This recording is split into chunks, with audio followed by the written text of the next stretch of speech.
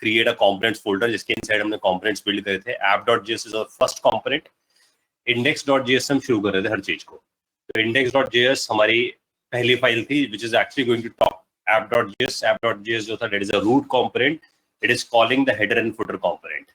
And if it is want to exchange the data तो उसे क्या करना पड़ेगा, उसे अपने attributes बनाने पड़ेंगे. That is called the custom attributes. So when I am passing my name equals to curly bracket name and age equals to curly bracket age, तो ये जो values है हमारे पास ये header के पास पहुंच जाएंगे.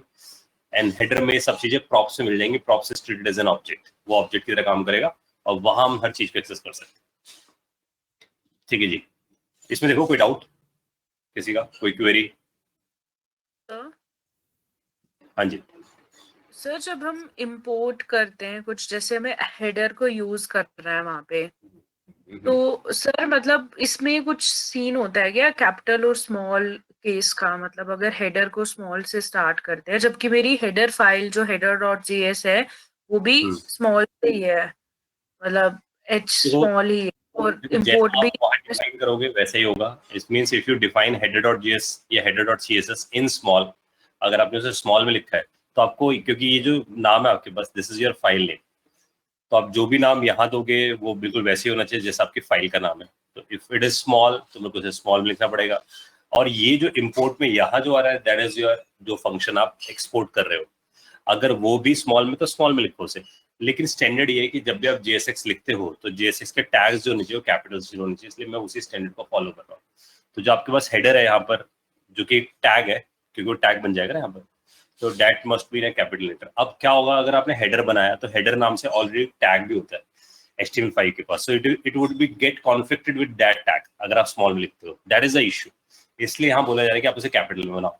Make sense? इसलिए हम इसे कैपिटल में लिख रहे हैं. तो अगर आप वो हेडर लिखोगे तो वो सोचेगा HTML का हेडर आप यूज कर रहे हो. ठीक है. So in this case it would not be get conflicted. Same footer नाम से भी टैग होता है, वो भी स्मॉल से शुरू होता है HTML5 के अंदर. तो अगर आप कैपिटल बनाते हो तो it is again not gate conflicted. That's why the practice is this. ठीक है. जबकि इंपोर्ट भी स्मॉल में किया हो फिर भी कॉन्फ्लिक्ट करता है. हाँ, क्योंकि आप यहाँ तो HTML लिख रहे हो ना somehow, क्योंकि ये टैग्स ऑलरेडी प्रीबिल्ड है. ये हेडर टैग ये ऑलरेडी है HTML के अंदर. ऐसी फुटर टैग भी ऑलरेडी है. देखो मैंने इसे इंपोर्ट नहीं किया but it is already there. ये पहले से बने हुए टैग्स है. ठीक है. और आप इसके कलर से भी पता लगा रहे हो, तो इसलिए उस कन्वेंशन को ब्रेक ना करें ना कभी भी. That's why we use with a capital. और से डिस्टिंग्विश भी होगा ना कि जो div है ये h1 है, ये सब HTML वाले टैग्स है, और हेडर जो है हमारे पास that is our custom tag. ठीक है जी. ये क्लियर हुआ सबको? और कोई डाउट?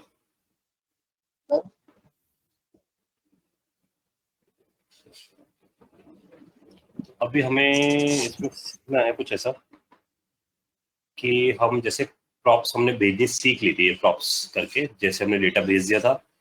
और आई होप ये सबको क्लियर हो गया कि डेटा निकालने के लिए यूज अ प्रॉप्स वर्ड. और ये ऑप्शन था, प्रॉप्स मत लिखो चाहे ARGS लिखो, और इस ऑब्जेक्ट में सब चीज आ जाएगी आपके पास, और उस ऑब्जेक्ट से आप सारी चीजें निकाल सकते हैं. ठीक है ना? तो आप उस ऑब्जेक्ट से सारी चीजें निकाल सकते हो, ड्राइव कर सकते हो.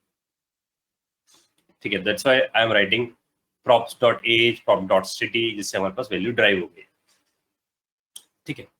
तो अभी हम क्या करना शुरू करते हैं भाई. हमें अभी अगर हम देखें तो हमें ऐसा समझ आ गया कि हमें एप्लीकेशन को कंपोनेंट्स में ब्रेक करना आ गया. हमने एप्लीकेशन को किसमें ब्रेक कर दिया?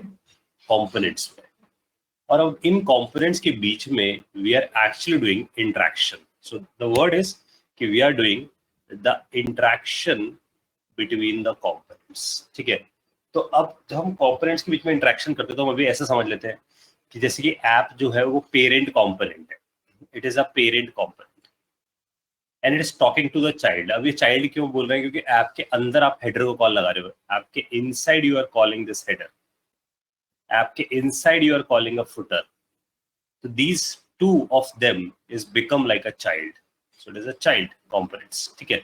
अब अगर पेरेंट को चाइल्ड से बात करनी है सो द आंसर इज कि ये डेटा फिलअप करके भेजेगा किसके थ्रू? प्रॉप्स के थ्रू. तो पेरेंट अपना डेटा यहां भेज सकता है. तो ध्यान देना, पेरेंट अपना डेटा यहां से चाइल्ड को हैंड ओवर कर सकता है. तो पेरेंट ने अपना डेटा हमेशा किसमें भरा? प्रॉप्स में और इस प्रॉप्स को रिसीव कर लिया इसमें, ठीक है। सो it is actually receiving the props value. तो यहां से हमारे पास प्रॉप्स की वैल्यू रिसीव हो गई है। Make sense? तो हम इस तरीके से प्रॉप्स की वैल्यू रिसीव कर पाएंगे। आई होप यहाँ तक मेरी बात समझ में आई है। तो अगर पेरेंट को डेटा चाइल्ड तक पहुंचाना है, द आंसर इज कि हम उसे प्रॉप्स के थ्रू पहुंचाना है, ठीक है। अब हम इसके आगे बढ़ने वाले हैं। अब अगर उल्टा काम करना हो कि इसको जो डेटा है वो इसको पहुंचाना हो पेरेंट को, तो क्या करेंगे? तब भी आंसर प्रॉप्स ही है, ठीक है। तो आंसर क्या हुआ? प्रॉप्स एक मीडियम हो गया, और ये मीडियम असल में क्या है? It is bottom line, it is an object. और ऑब्जेक्ट को अगर हम पास कर देते हैं चाइल्ड को, तो चाइल्ड उस ऑब्जेक्ट को रिसीव कर लेता है। तो अगर चाइल्ड को भी डेटा भेजना है पेरेंट के पास, तब भी वो इसी मीडियम के थ्रू यूज करेगा, प्रॉप्स के थ्रू, ठीक है। तो हम पहले से देखते हैं कि वो कैसे प्रॉप्स के थ्रू काम करेगा। I hope guys this make sense कि डेटा भेजने का आंसर क्या है? Props. That's why I am using a word, it is a medium for a communication. तो अब हम इसको थोड़ा प्रैक्टिकल देखते हैं, और तो हमें और समझ में आएगी बात। तो देखो थॉट प्रोसेस पे आते हैं। तो एक काम करते हैं, अब एक नए प्रोजेक्ट की तरफ आते हैं ताकि इसमें मिक्सअप ना हो चीजें। एक बार मैं यहाँ आता हूँ, ठीक है। और we are on my first React app. I just do cd dot dot. तो मैं यहाँ पहुंच गया मई 2020 फुल स्टैक वाले पे अपने, और यहाँ जाकर हम क्रिएट रिएक्ट ऐप, और इसका नाम कर देते हैं हम सेकंड ऐप, क्योंकि हमारी सेकंड ऐप हो जाएगी, ठीक है। एक मैं चैट विंडो थोड़ा साइड कर देता हूँ, सेकंड ऐप, ठीक है। तो ये जनरेट करना शुरू कर देगा प्रोजेक्ट को, ठीक है। Once it is generated a project, अब हम थोड़ा सा कुछ और फंडामेंटल्स की तरफ डीप डाइव लगाते हैं, ठीक है। तो पहले तो हम कम्युनिकेशन पे बहुत अच्छे ध्यान देते हैं कि हम parent to child, child to parent, siblings, इन सबके बीच में कैसे कम्युनिकेशन करते हैं। तो प्रॉप्स हमें अच्छे समझ आ जाएगा, प्रॉप्स का फंडा में बहुत अच्छे समझ आता है, ठीक है। तो एक बार ये जनरेट होने देते हैं इसे।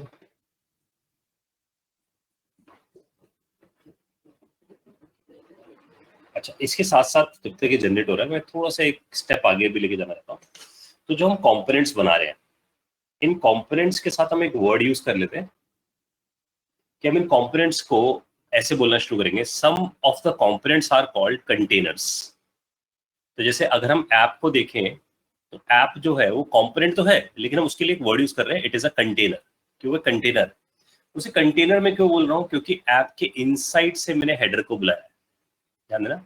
ऐप के inside I am calling header, app के inside I am calling footer. तो मैं हेडर को भी और फुटर को भी यही से बुला रहा हूँ। तो हेडर और फुटर बेसिकली मेरे पास ये दोनों क्या है? कंपोनेंट्स है, लेकिन ये दोनों कंटेन किसके इनसाइड है? It is contain inside the app. तो ऐप के इनसाइड कंटेन है। तो app is treated like a container for it, ठीक है। तो हम इसे कंटेनर बोल दें या इसे हम पेरेंट बोल दें, लेकिन वर्ड कंटेनर ही हम यूज करेंगे इसके लिए, ठीक है।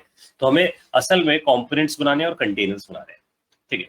और इसको जो भी डेटा भेजना है, तो वो डेटा हमने बात समझ लिया है कि जब भी डेटा एक्सचेंज होगा इन सबके बीच में, तो आंसर है सिर्फ क्या? प्रॉप्स। तो प्रॉप्स के थ्रू ही डेटा एक्सचेंज होगा, जिसको मैंने आपको बता भी दिया, इट्स एन ऑब्जेक्ट, ठीक है। तो अभी हम क्या करने वाले हैं? हम करने वाले हैं पेरेंट टू चाइल्ड, ठीक है, and child to parent communication. तो दोनों तरफ से कम्युनिकेशन शुरू करने वाले हैं कि दोनों तरफ से कम्युनिकेशन कैसे हो सकती है, ठीक है। इसमें कुछ और लर्निंग और लेकर आने वाले हैं। साथ साथ जब हम कॉम्पोनेंट्स बनाते हैं, तो कॉम्पोनेंट्स को हम डिवाइड कर देते हैं दो कैटेगरीज के अंदर, कि when we creating a components, component हमारे पास होंगे एक तो स्मार्ट कॉम्पोनेंट और एक होंगे डंप कॉम्पोनेंट, ठीक है। स्मार्ट कॉम्पोनेंट का मतलब होगा ऐसे कॉम्पोनेंट जो कैलकुलेशंस करते हैं, जिनमें कुछ कैलकुलेशंस होते हैं। डंप जिनका काम सिर्फ प्रिंटिंग करना हो, ठीक है। तो हमें ऐसे कॉम्पोनेंट्स बनाने पड़ेंगे। क्यों बनाने पड़ेंगे स्मार्ट और क्यों बनाने पड़ेंगे डंप? क्योंकि इसके पीछे रीजन है वर्चुअल डॉम का। क्योंकि हमने पढ़ा था कि जब भी कोई चेंज होता है, तो अगर हम याद करें, तो अगर अपने पास ऐसा कोई डॉम ट्री है, और मैंने बोला था इसी का एक और क्लोन वर्जन होगा अपने पास डॉम ट्री का। इफ देयर एनी चेंज, अगर कोई चेंज होगा, तो वो उसको चेंज को यहाँ से कंपेयर करेगा दूसरे वाले ट्री के साथ। तो इन दोनों के बीच में क्या निकल कर आएगा? डिफ निकल कर आएगा।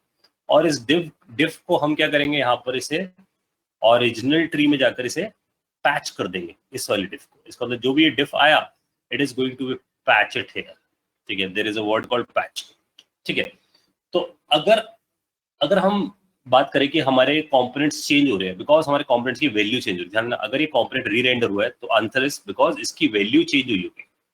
वैल्यू चेंज होने का मतलब ये है कि अगर वो सपोज 1 प्रिंट करता था और किसी बटन पे क्लिक करने की वजह से वो 1 की जगह 2 प्रिंट करने लग गया, फिर वैल्यू 3 प्रिंट करने लग गया, फिर वैल्यू 4 प्रिंट करने लग गया, तो इसका मतलब ये साइकिल चलनी शुरू हो गई है, डिफ पैच ऐसा होना शुरू हो गया।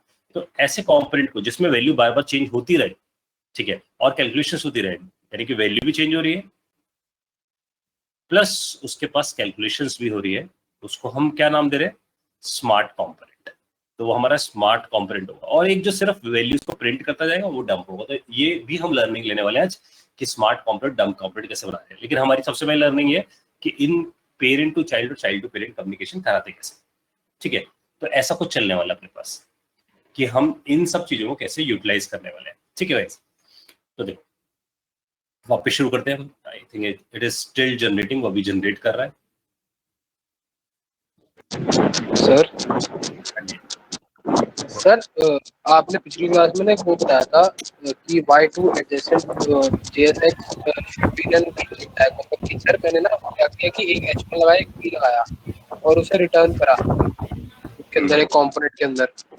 तो सर उसने कंपाइलर एरर फेंक दिया कि JSX एलिमेंट्स जब दो एडजेसेंट JSX एलिमेंट हो वो एक अलग ही क्लोजिंग टैग जैसे कि कोई टेप हो गया। तो सर ऐसा बहुत बहुत पता नहीं, बहुत सारी एयर की आवाज आ रही थी ना, कुछ कुछ समझ आ रहा है, इतना समझ आएगा कि कुछ एडजेसेंट एलिमेंट की बात कर रहा है। हाँ सर वो शायद किसी और का माइक ऑन था। अब आ रही है आवाज? हाँ सर मैं कह रहा हूँ जैसे दो मतलब मैंने क्या किया कि एक H1 लगाया, एक P लगाया टैग और उसे रिटर्न करा। तो उसने एरर दे दिया कि मतलब दो जो JSX एडजेसेंट JSX टैग होते हैं वो किसी और इंक्लूडिंग टैग में होने चाहिए। क्योंकि सर ऐसा इसलिए था ना क्योंकि एक ही ऑब्जेक्ट रिटर्न हो सकता है बस। बिल्कुल, क्योंकि ये मुझे क्लियर नहीं हो रहा था तो क्योंकि इसको कोई आंसर दे पाएगा भी हमारे बैच में जो विजित ने क्वेश्चन पूछा है कि हम दो टैग क्यों रिटर्न कर सकते हैं, एडजेसेंट क्यों रिटर्न कर सकते हैं, कौन डीप बताएगा इसके बारे में कि क्यों नहीं कर सकते ऐसे, JSX में दो क्यों नहीं रिटर्न कर सकते एक साथ।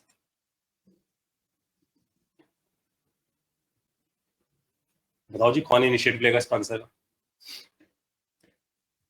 हमें क्यों इंक्लूड करना पड़ता है ऐसे एक टैग के अंदर। सर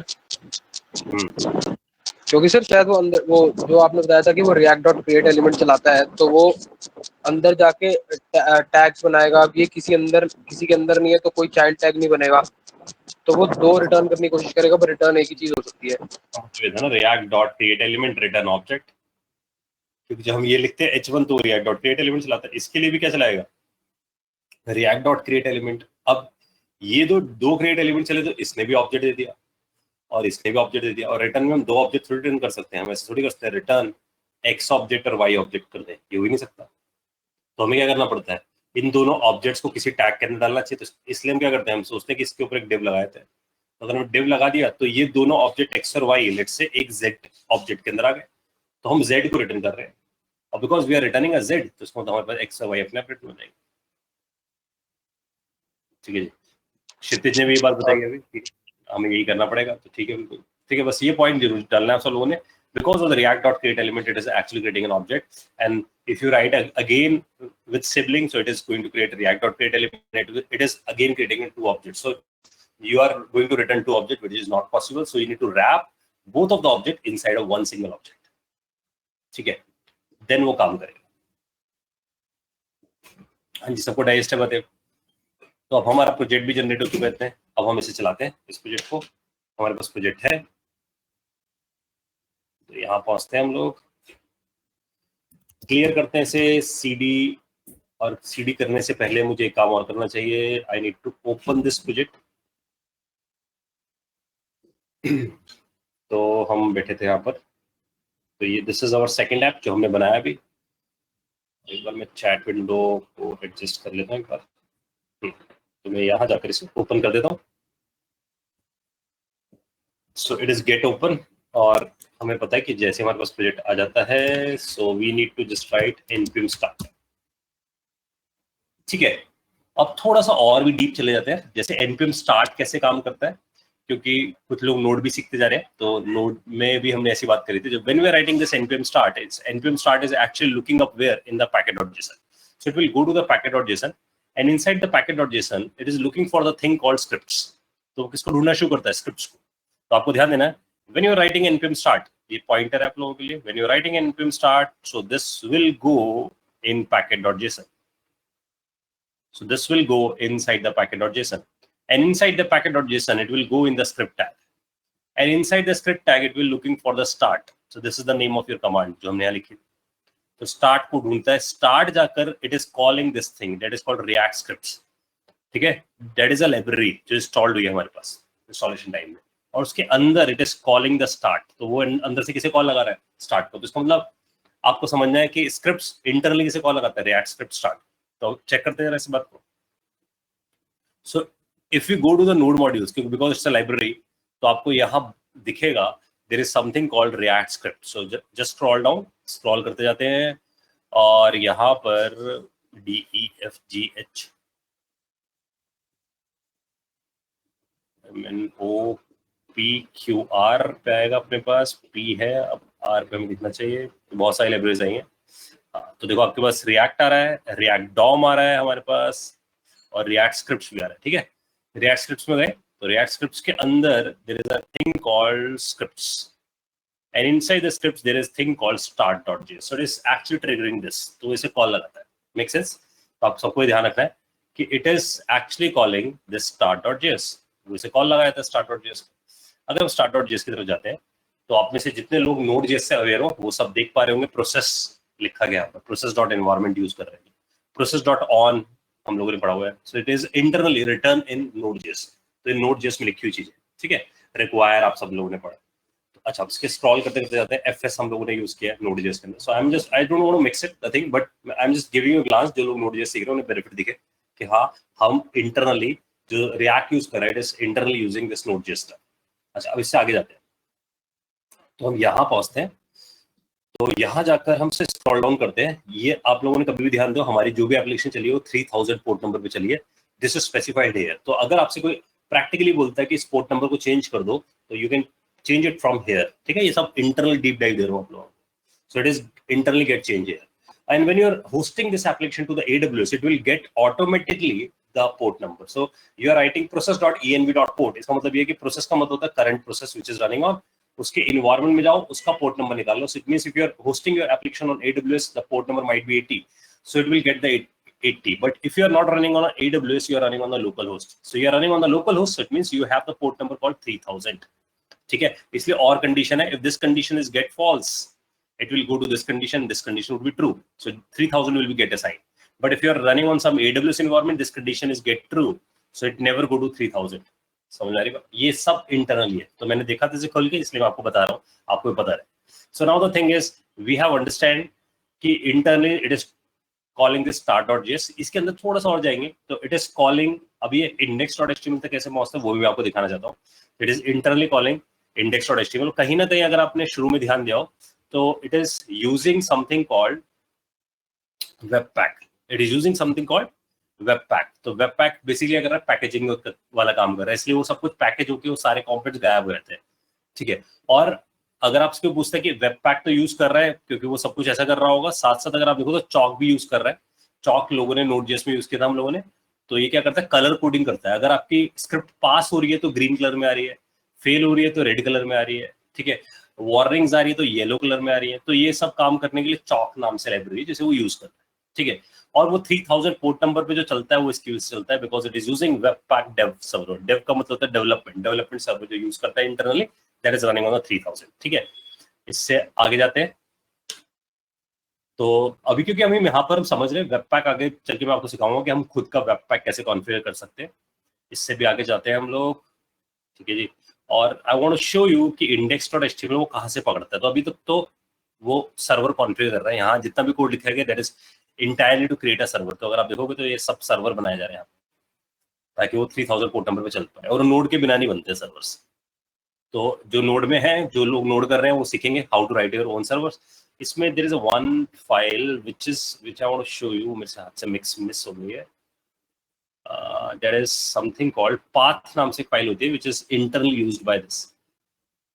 तो I am just checking this one, ये so it is using something called path. Path के पास क्या पड़ा होता है, अगर उस पाथ फाइल को खोलें, it has a path of कि कौन कौन सी फाइलें लोड करनी है। It is where it is on the config path. तो we are on the script and it has the config, and inside the config we have path.js. If you go to this path.js, इसके अंदर हम जाते हैं।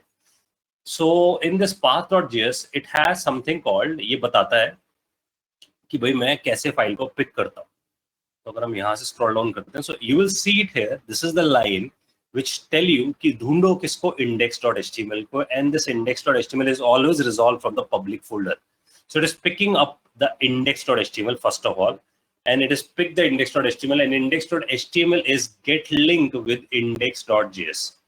तो ये बताएगा भी कि it is get linked with src के अंदर index. src के अंदर index का मतलब है index.js. So अगर मैं इसका पूरा फ्लो बनाऊं आप लोगों के सामने, तो ये कुछ ऐसा बन के नजर आता है आप सबके सामने कि when you type this npm start, it will go to the package.json. ठीक है, inside the package.json it will go to the scripts, and from the scripts it is calling the start. From the start it is calling the React scripts, and React scripts also has start. This start is actually the start.js. So this start.js is coming from the scripts folder. Where? From the React scripts. React scripts is where it is downloaded, and it is where in the node modules. ठीक है, so inside the start.js it has the server वाला code है, जिसका मतलब पूरा web pack चल रहा है. It is using the chalk for color messaging. ठीक है, it has the port number configure. Port number बदलना चाहते हो, 3000 को चेंज करना चाहते हो, क्यों करना पड़ जाता है? कभी बार ऐसा होता है कि हमारी एप्लीकेशन एक और 3000 पे चल रही है, हमें नहीं चलाना इसे 3000 पे, तो हमें चेंज करना पड़ता है. So we can change it here, and it has something called path.js. Path.js has responsible to load index.html. Index.html के साथ साथ यहाँ मेरे को लिखना चाहिए, it is going to load the index.html as well as the index.js. उसके बाद की तो कहानी हम सब जानती है कि index.js is going to talk to the app.js. तो आपको समझ आ रहा है, इतना बड़ा एक साइकिल चलता है पीछे जो सब कुछ छुपा रखा है पूरे. And thanks to the React कि उन्होंने सब कुछ छुपाया है हम लोगों से, वरना हमें सब कुछ करना पड़ जाता. ठीक है, तो हम डेवलपमेंट कैसे करते हैं? तो उन्होंने बेसिक चीजें रिक्वायरमेंट सर्वर बना के दिया, चॉक लगा के दिया, फाइल उठाने का मैकेनिज्म लगा के दिया, वेब पैक लगा कर दिया. ये सब उन्होंने हमारी इसके लिए कर रखा है. ठीक है, तो आगे बढ़ते हैं इससे. आई होप यहाँ तक सबको समझ आया कि npm स्टार्ट का मतलब क्या है. तो अगर इंट्रो आपसे पूछता है during the intro npm start what it does, तो आपके पास पता है कि हाँ जी इंटरनली क्या कर रहा है. ठीक है, नाउ द थिंग इज, हम लोगों ने अपनी एप्लीकेशन चला दी है, हमारी application is running on this localhost 3000. हमें समझ आ गया है, हम पोर्ट भी बदल सकते हैं, हमें दिख गया है कहाँ पर से पोर्ट चेंज करना है. Now we move back to our, अपने पे आते हैं वापस और अब शुरू करते हैं कुछ कोडिंग वाला पार्ट. ठीक है, तो बहुत बेसिक से शुरू करते हैं. So we move to this app.js. This is the app.js. मैं रिकमेंड करूंगा app.js को कभी भी उसको कोड के लिए यूज मत करो. It must be like it is just a kick start file which is going to talk to other things. तो हम क्या करते हैं, हम एक बहुत बेसिक एप्लीकेशन शुरू करते हैं जिसमें हम सब कुछ सीख जाएंगे. ठीक है, तो फोकस करना है इस एप्लीकेशन पे, जिसमें मैं पेरेंट चाइल्ड सब कुछ सिखाने वाला हूँ. सो द फंडामेंटल इज, आप स्टार्ट करो एक application say that is called calculator. तो हमें कैलकुलेटर बनाते हैं, बहुत बेसिक से, बहुत बेसिक है. तो we will have the first number and we have this text box. We have second number, it has the text box, and we have the buttons called plus minus. इसे मैं काफी अच्छे तरीके से बनाऊंगा, तो बिल्कुल ऐसा मतलब फोकस ही चेंज हो जाएगा, बिल्कुल जिसने भी जावास्क्रिप्ट में किया बिल्कुल उस तरीके से सोचने का फोकस बदलने वाला है. and then we are going to show you the result. The result is whatever the result is coming. ठीक है, तो हम कुछ ऐसा करने वाले. यहाँ तो बात समझे. ऐश्वर्य का क्वेश्चन है, रिएक्ट से यार कभी भी हम फुल स्टैक डेवलपर नहीं बनते. रिएक्ट से हम सिर्फ फ्रंट एंड डेवलपर बनते हैं. फुल स्टैक बनने के लिए नोड.जेएस सीखना जरूरी होता है. ठीक है, लेकिन मैं इनडायरेक्टली ये बता रहा हूँ कि रिएक्ट इज यूजिंग नोड.जेएस. वो भी नोड.जेएस यूज करता है क्योंकि फाइल हैंडलिंग बिना नोड.जेएस के नहीं हो पाती. ठीक है, सर्वर क्रिएशन नोड.जेएस के बिना नहीं हो पाते. तो वो internally React.js is dependent on the Node.js, ठीक है। तो that's a plus side of Node.js। आप सोचो Node.js कितनी बड़ी टेक्नोलॉजी हुई कि React को भी उस पर रिलाई करना पड़ता है, ठीक है। हाँ जी, यहाँ तक क्लियर हुई बात आप सबको? तो आई होप यहाँ तक सबको मेरी बात समझ आएगी कि फर्स्ट नंबर सेकंड नंबर हम लोगों ने यहाँ पर इनपुट लेना है, और अब थोड़ा सा सोचना शुरू करते हैं हम सब लोग कॉम्पोनेंट बेस फॉर्म में। तो कितने कॉम्पोनेंट बनेंगे जरा सोचो जरा आपने, कितने कॉम्पोनेंट्स हम क्रिएट करें इसके अंदर, क्या क्या कॉम्पोनेंट बनाए हम लोग?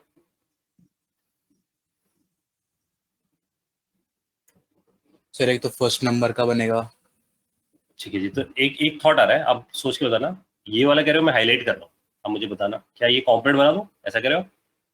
Yes sir. ठीक है जी, बाकी लोग सहमति दें कि ठीक है, is this the correct one, it this would be a component? Yes sir. ठीक है, तो क्या सेकंड नंबर कॉम्पोनेंट होगा?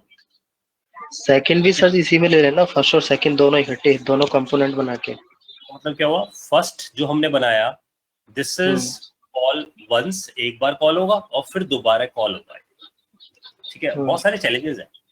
एक तो यहाँ लिखा है फर्स्ट नंबर, तो अगर हम इसे रीयूज कर रहे हैं तो यहाँ सेकंड नंबर कैसे आएगा, that is a question mark लगा दो उसके ऊपर कि यार ये सेकंड नंबर कैसे आएगा। और यहाँ मैं चाहता हूँ कि यहाँ लिखा आ रहा हो type first number, type second number, तो how this will become, because component तो एक ही है, दैट्स अनदर क्वेश्चन मार्क, ठीक है। तीसरी कि जब मैं यहाँ टाइप करूंगा डेटा, तो इसका डेटा इसके वेरिएबल में जाए, मान लो एक्स वेरिएबल में जाता है, इसका डेटा वाई वेरिएबल में जाए, this is again a question mark, समझ लो, that's would be a part of your learning कि कैसे होगा। इसके साथ साथ एक और क्वेश्चन मार्क लगाते हैं, तभी मैं बोल रहा हूँ ये एप्लीकेशन बनाते काफी टाइम लगने वाला है, लेकिन इसमें जो लर्निंग मिलने वाली है वो बहुत जबरदस्त है, इसलिए मैं क्वेश्चन मार्क खड़े कर रहा हूँ आप लोगों के सामने। तो आप अपने पास नोट रखना कि क्या लर्निंग निकल कर आने वाली है। फिर how to attach event, event कैसे अटैच करूंगा इसके साथ कि भाई इस पे वैल्यू आए और मेरे को मिल जाए, सो it means how I can attach an event, that is again a question mark कि यार वो कैसे होगा अटैचिंग एन इवेंट, ठीक है जी। तो हमें समझ आ गया, अभी मैंने ये बात समझाई आप लोगों को कि we are going to create a one component and we are calling twice calling होगी, लेकिन वो भी बहुत मुश्किल होने वाली है, क्योंकि फर्स्ट नंबर लिखा जाए, सेकंड नंबर लिखा जाए, टाइप फर्स्ट नंबर लिखा जाए, टाइप सेकंड नंबर लिखा जाए, उसकी वैल्यू एक्स में चली जाए, उसकी वैल्यू वाई में चली जाए, दैट्स वन थिंग, ठीक है। और सोचो और कोई कंपोनेंट लगता है आप लोगों को, लगाओ दिमाग। रिजल्ट है सर। रिजल्ट सर है ये प्लस माइनस वाला सर। कैलकुलेशन तो हमारी स्मार्ट हो गया ना। अभी तो हमने सीखा नहीं स्मार्ट, लेकिन स्मार्ट भी हो तो भी तो कंपोनेंट ही है। तो fundamentally the result is another component, ये भी कंपोनेंट है। अगर आप ध्यान से देखो रिजल्ट इज किस टाइप का कंपोनेंट है, स्मार्ट या डंप? डंप है ना। डंप क्या नहीं करता, कैलकुलेशंस नहीं करता, सिर्फ क्या करता है, प्रिंट करता है, ठीक है। तो क्या ये वाला जो कंपोनेंट है फर्स्ट नंबर सेकंड नंबर वाला, क्या ये स्मार्ट है, डंप? डंप है सर, इनपुट ले रहा है, कुछ नहीं कर रहा उससे। तो ये भी डंप कहलाएगा हमारा, क्योंकि ये सिर्फ इनपुट लेता है, कैलकुलेशन ये भी नहीं करता, ठीक है। तो आज से हम एक फंडा समझते हैं कि आयो, जब भी वर्ड आएगा आयो, इनपुट एंड आउटपुट, ये डंप काम होता है, बिना दिमाग का काम, ठीक है। तो हम इसे डंप मान लेते हैं, this is dump, this is dump, ठीक है। फिर एक और भी आया था आंसर कि भाई ये जो ये वाला हिस्सा है इसको भी कंपोनेंट बना दो, इसे भी हमने कंपोनेंट बना दिया, ठीक है। अब ये भी हमारे पास कंपोनेंट बन गया, इस पे प्लस पे क्लिक करें तो क्या होगा, माइनस पे क्लिक करें, मल्टीप्लाई पे क्लिक करें, डिवाइड पे क्लिक करें तो क्या होगा, है ना। सर एक बटन भी कंपोनेंट होगा जो हम बटन बनाएंगे। हाँ, तो बटन भी हमारे कंपोनेंट होगा। अगर हम ये जो सोचे, ये चाइल्ड कंपोनेंट होंगे ना, जितने भी ये जो आपने ब्लू में मार्क किए कंपोनेंट, उसकी चाइल्ड कंपोनेंट ये होंगे। समझते हैं ना। अभी तो ठीक है, अभी तो तुम बोल रहे हो ये भी बना दो कंपोनेंट, ये भी बना दो, ये भी बना दो। अब तुम जितने कंपोनेंट बनाओगे उतना तुम्हें दिमाग भी लगाना है, ये बात समझ नहीं आप सब। सो इट मीन्स अगर ये पूरा जो बॉक्स है, इसे में कलर रखे हुए अलग अलग, ये जो पूरा बॉक्स है ये कंपोनेंट है, इस कंपोनेंट का एक नाम दे देते हैं हम, we will say this is called operation component, नाम दे रहे हैं इसका सिर्फ ऑपरेशन, क्योंकि ऑपरेशन दिखा रहा है ना। एंड दिस इज जो प्लस वाला आ रहा है या माइनस वाला आ रहा है या मल्टीप्लाई डिवाइड आ रहा है, इसको भी हम एक नाम दे देते हैं, इसको भी हम किसी नाम से बुलाते हैं and we will say this is called, इसको हम बोल देते हैं कैलकुलेशन कॉम्पोनेंट। ठीक है, तो this is a calculation component. ठीक है, अभी कैलकुलेशन कॉम्पोनेंट मतलब स्मार्ट नहीं है, अभी कैलकुलेशन लिखा है मैंने, I just give a name कि ये कैलकुलेशन करेगा। तो ये कैलकुलेशन कॉम्पोनेंट कितनी बार कॉल होना चाहिए? 4 बार। बनेगा एक बार, लेकिन कॉल कितनी बार होगा? 4। अब इसके साथ भी बहुत बड़ी प्रॉब्लम है। अगर ये 4 बार कॉल होगा, ध्यान सुनो, अगर ये 4 बार कॉल होगा तो इसे कैसे पता होगा कि मुझे प्लस करना है? तो इसके साथ क्या क्या सवाल उठने चाहिए? जैसा सवाल उठने चाहिए इसके साथ, तो एक तो इवेंट लगाना सीखना पड़ेगा, सबके लिए अलग अलग इवेंट लगेंगे। ठीक है, तो इसके साथ इवेंट प्लस उस इवेंट पे कौन सा फंक्शन, इसके क्वेश्चन मार्क्स है। ठीक है जी, यहाँ तक बात डाइजेस्ट हो गई सबको? यहाँ तक क्लियर है सबको? अभी बड़ा मजा आने वाला, लेकिन समझना, मतलब सोच लो आज आप सबके दिमाग की बिजली उड़ जाएगी इस समझते समझते समझते ना, क्योंकि जिस भी बंदे ने जावास्क्रिप्ट में काम किया वो बिल्कुल ऐसा सोचता नहीं है, बिल्कुल अलग तरीके से सोचोगे, अलग थॉट, अलग चैलेंजेस। तो लेकिन लर्निंग बहुत जबरदस्त और बनेगा बहुत ही क्लीनर वे में सब कुछ। तो अभी तक गिनते हैं कॉम्पोनेंट कितने बनकर आ गए अपने पास। एक तो ये बन गया जी इनपुट के लिए। हेलो हाँ जी, हेलो बोलो सर, बोलो। मैं ये कह रहा था कि डंप क्या होते हैं? डंप इनपुट वगैरह, डंप जो आपने वर्ड यूज किया है, डंप मीन्स। आप मुझे एक बात बताना, आप अभी वर्किंग ऑफिस में काम कर रहे हो? हाँ हाँ ये जी, तो हम है ना एम्प्लॉयज को 2 कैटेगरी में डिवाइड करते हैं। ठीक है, मान लो आपने अपनी कोई कंपनी स्टार्ट करी, आपने एम्प्लॉयज हायर किए, तो आपके पास 2 तरीके के एम्प्लॉयज है। एक है स्मार्ट। स्मार्ट किसको बोलोगे आप? कौन सा स्मार्ट एम्प्लॉय होगा आपका? जो दिखने में स्मार्ट होना चाहिए। तो नहीं नहीं, काम जो अच्छे से करके टाइम पे कंप्लीट करके दे रहा है। अच्छे काम की डेफिनेशन लेते हैं। अच्छे काम की डेफिनेशन क्या है? जिसके पास काम करने का अच्छे, लॉजिक, हाँ, जिसके पास काम करने का लॉजिक हो, जो लॉजिक है, आइडिया हाँ। प्रोड्यूस कर सकता हो, जो इनोवेटिव हो, ऐसी वर्ड यूज करेंगे। ठीक है, हम्म। ठीक है, तो मैं स्मार्ट और डम को क्लियर कर रहा हूँ कि हमें समझ में आ जाए कि डम होते हैं। तो डम कौन होगा? अगर आपकी कंपनी में कोई डम एम्प्लॉय है तो आप क्या बोलोगे? डंप कैसे बात मीन बताओ? कि डंप को काउंट करेंगे कि उसे काम लॉजिक ढंग से लगा नहीं पाता, लेकिन काम कर लेता है। इसका मतलब है वो इंस्ट्रक्शन बेस्ड काम करता है सर, उसके पास लॉजिक नहीं हाँ, है। तो स्मार्ट क्या करता होगा? उसे इंस्ट्रक्शन देता होगा। इंस्ट्रक्शंस कैसी हो सकती नहीं हैं तो हमारे पास? हम ये तो एम्प्लॉइज के लिए हो गया, लेकिन डंप हम इंसर्ट कोडिंग में कैसे डंप को हम यूज करेंगे उसका? आप इसको जब तक लिंक नहीं करोगे तब तक आपको समझ नहीं आएगी ना बात। क्या कोडिंग में लॉजिक है या नहीं है? तो इसका मतलब अगर मैं कोई स्मार्ट हाँ कॉम्पोनेंट बना रहा हूँ तो इसका मतलब मैं उसके अंदर क्या लिखने वाला हूँ? I am going to write logic. अब सवाल है मेरा, लॉजिक कैसे लिखते हो आप? लॉजिक आप लिखते हो फंक्शंस के अंदर, या नहीं? लॉजिक किसके अंदर यस लिखते हो? फंक्शंस के अंदर। And you have lot of function. आपके पास क्या होंगे? लॉट ऑफ फंक्शंस होंगे जिसमें आपने लॉजिक लिखा होगा। And because you have a lot of functions, so these logics, I mean the lot of functions will be go inside a class. Make sense? तो जब भी हम बात करेंगे स्मार्ट की, so we will use a word always a class. Clear हुई बात आपको? Yes When we yes talking about the dump says कि भाई मेरे पास तो सिर्फ इंस्ट्रक्शन है। अब डंप अगर एम्प्लॉय है जो कि अपने सीरियल से इंस्ट्रक्शन लेता है, तो उसका मतलब क्या करता है? जो इंस्ट्रक्शन उसे मिलती है तो इसका मतलब क्या होता है? इनपुट आता है, या नहीं? तो इनपुट के लिए हमने बोला कि जा भाई उस ऑफिस में जा और वहां पर से साइन करा के लेकर आ। ठीक है, तो इनपुट आपने दिया उसे, और साथ साथ वो क्या कर सकता है? सिर्फ आउटपुट दे सकता है, या नहीं? अगर वो कोई चीज यस इनपुट और आउटपुट देती है तो it is just a function, it is just a function, it never be a class. इसका मतलब डम component is always a function. Make sense? समझ आ गया सबको बात? यस अब यस मेरा सवाल है, हरीश से सवाल है मेरा कि अगर सपोज हरीश किसी कंपनी में जाकर एम्प्लॉयर बन जाता है, मतलब उसने अपनी खुद की कंपनी स्टार्टअप कर ली, तो मेरा हरीश से सवाल है कि हरीश ज्यादा स्मार्ट एम्प्लॉय रखना पसंद करेगा या डंप रखना पसंद करेगा? महंगे एम्प्लॉय कौन से आएंगे in terms of cost? Cost किस पे ज्यादा पड़ेगी, स्मार्ट पे या डंप पे? स्मार्ट स्मार्ट, स्मार्ट पे। क्योंकि स्मार्ट पे लॉजिक है, लॉजिक पे क्लास है, और उसके लिए सीपीयू पावर ज्यादा चाहिए या नहीं, Yes. क्योंकि कैलकुलेशंस करता है।